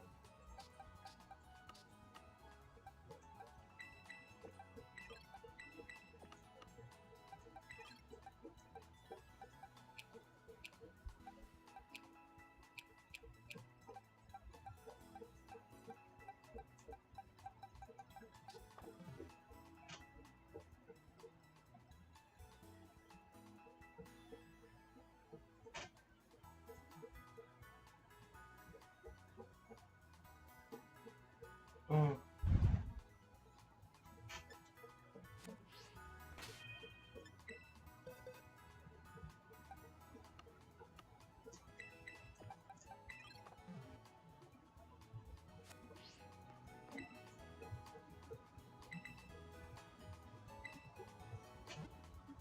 So you could set rocks and he's got screens and stuff. That's pretty good. You gonna focus sash him? Which would be good. You get two things out at least because he's so fast. You'll probably outspeed something, and if they don't, at least it guarantees you get rocks out at the very least or something.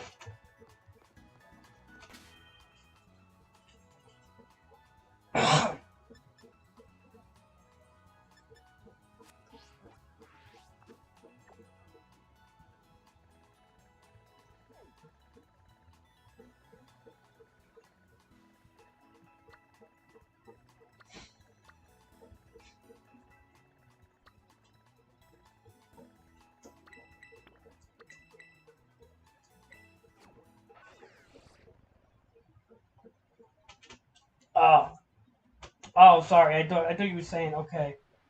I see. So you don't need a focus sash if he's that bulky.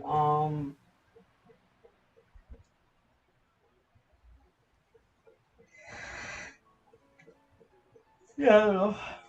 Maybe put light clay on him or something. You know, make the screens extended.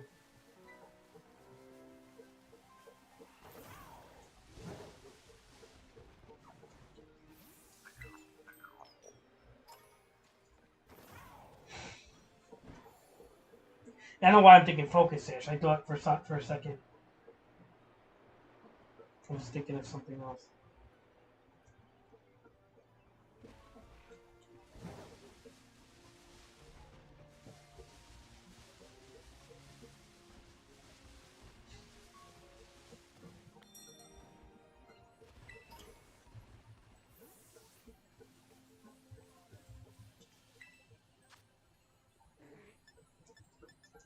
I feel like you could put light clay on him, or I mean, he's fast though, right? So if he's fast, you don't have to worry about taunting too much unless they're pranksters or something, which is kind of like not usually what people lead with, unless they're going for a hard counter. Um,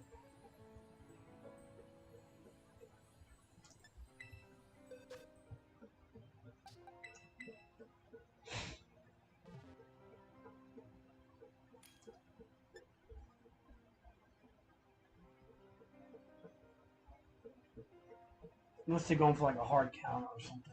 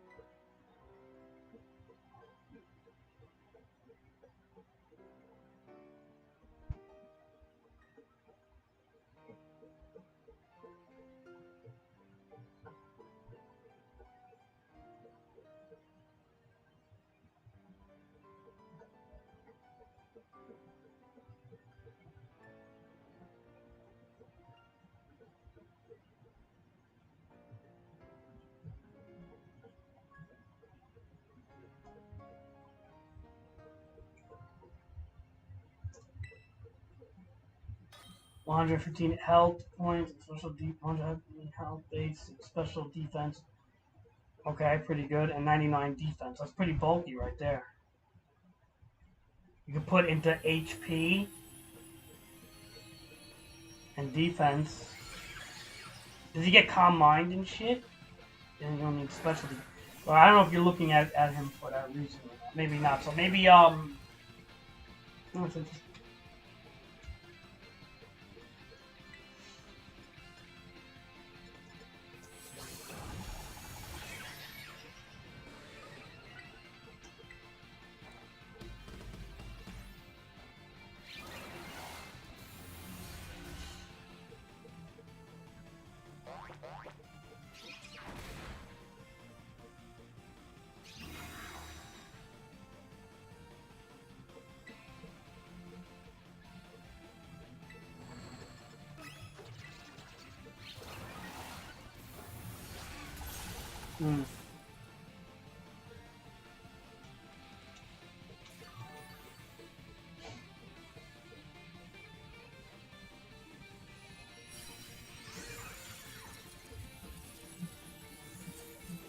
So it can't get slug bomb.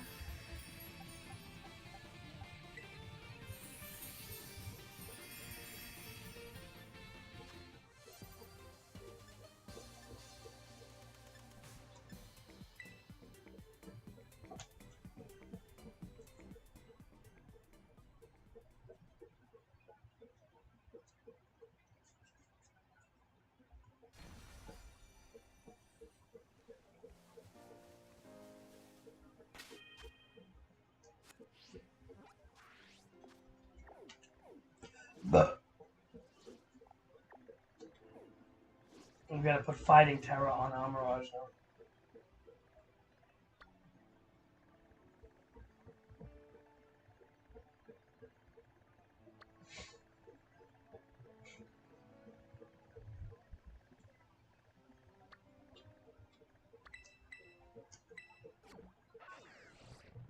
Ugh.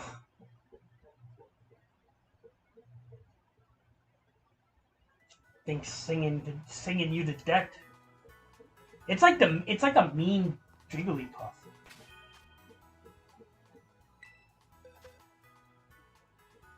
It's like Jigglypuff gone bad, I feel.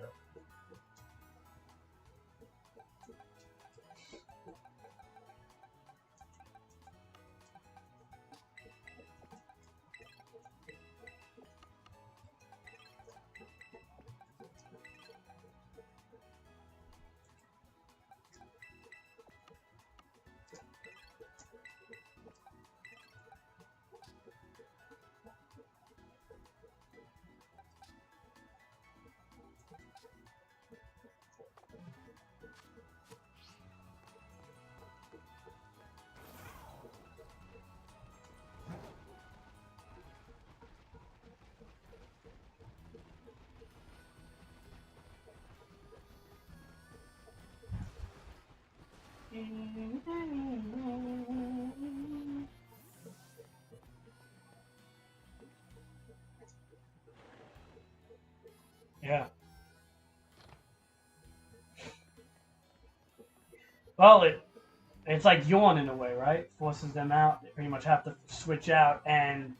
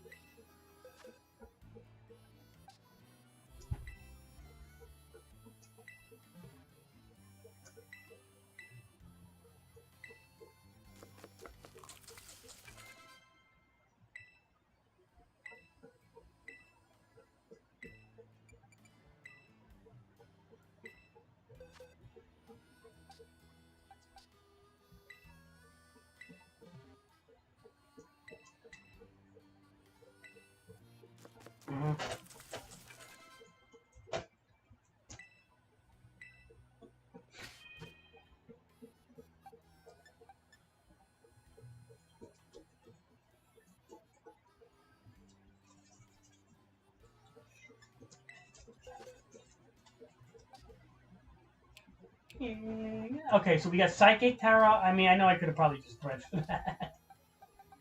But, whatever. Psychic Terror, and we have... I just don't feel like reading. And we have Fighting Terra. These guys are done 100%. I mean, obviously just do dens right now for money and shit. That's all I have to do because before I start making more double guys, I'm gonna need money. So.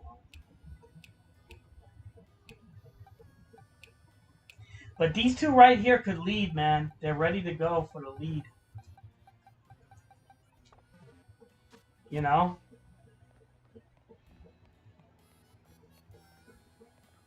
The doubles team is underway, slowly but surely.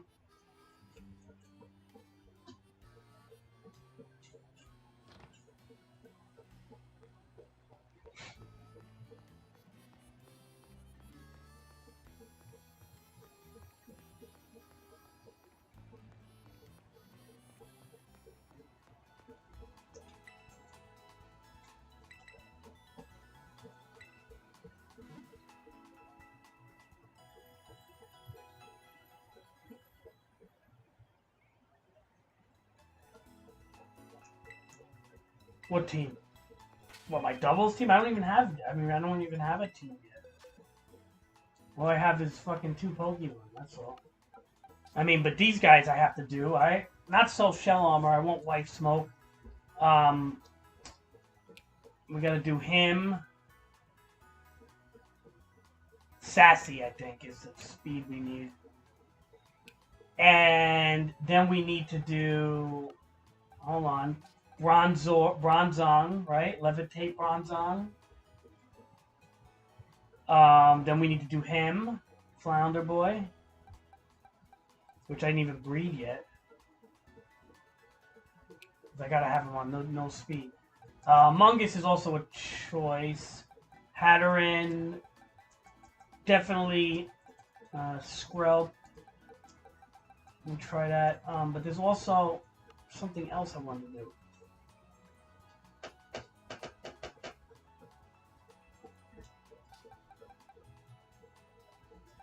So my goal here is with these two, right, Cheddar?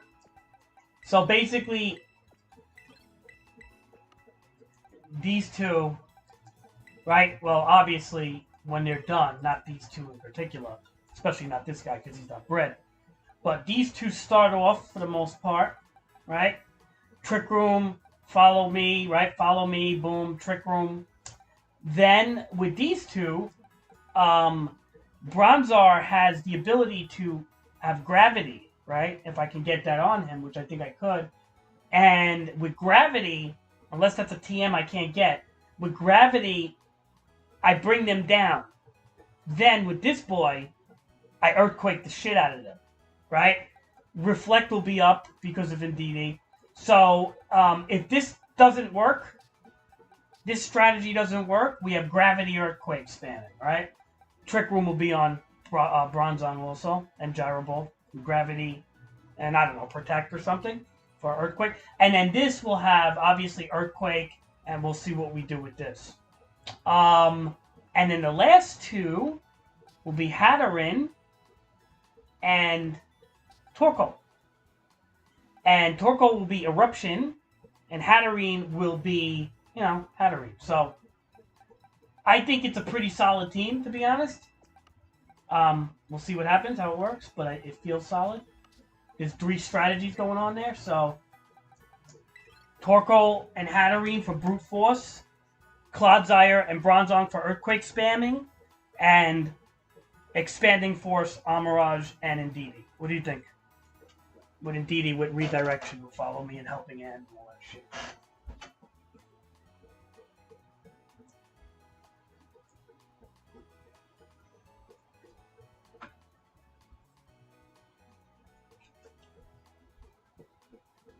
Kind of my own idea of a team. Like, I'm like, it's not 100% my idea.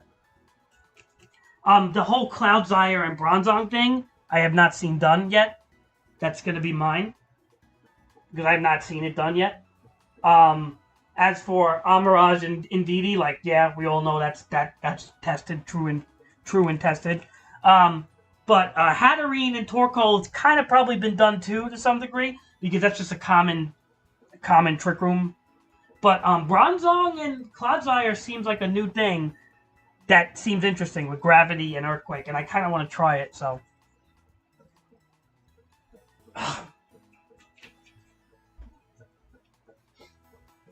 I always have a thing for Bronzong with trick routines, even though most people don't like him too much.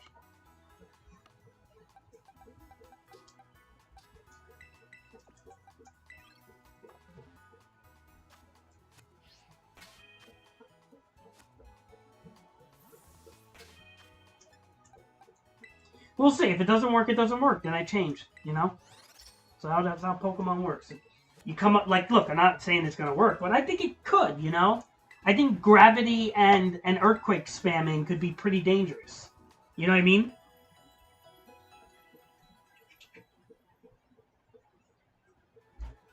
What do you think, Cheddar?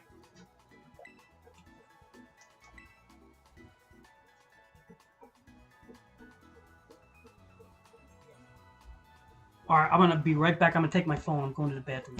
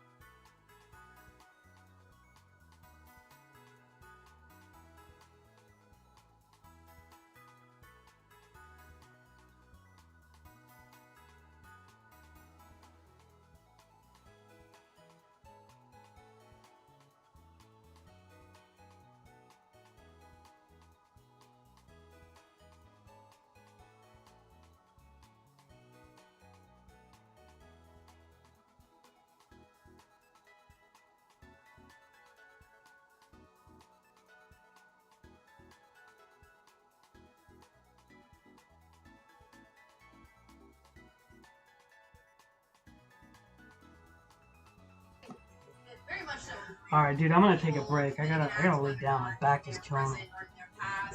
Alright, man. Sorry, Cheddar. You don't deserve a job, or you don't deserve a platform, or if you do have a platform, you don't deserve to be seen by the same amount of people you were being seen by before, so we're gonna shadow ban you and censor the things that you're saying.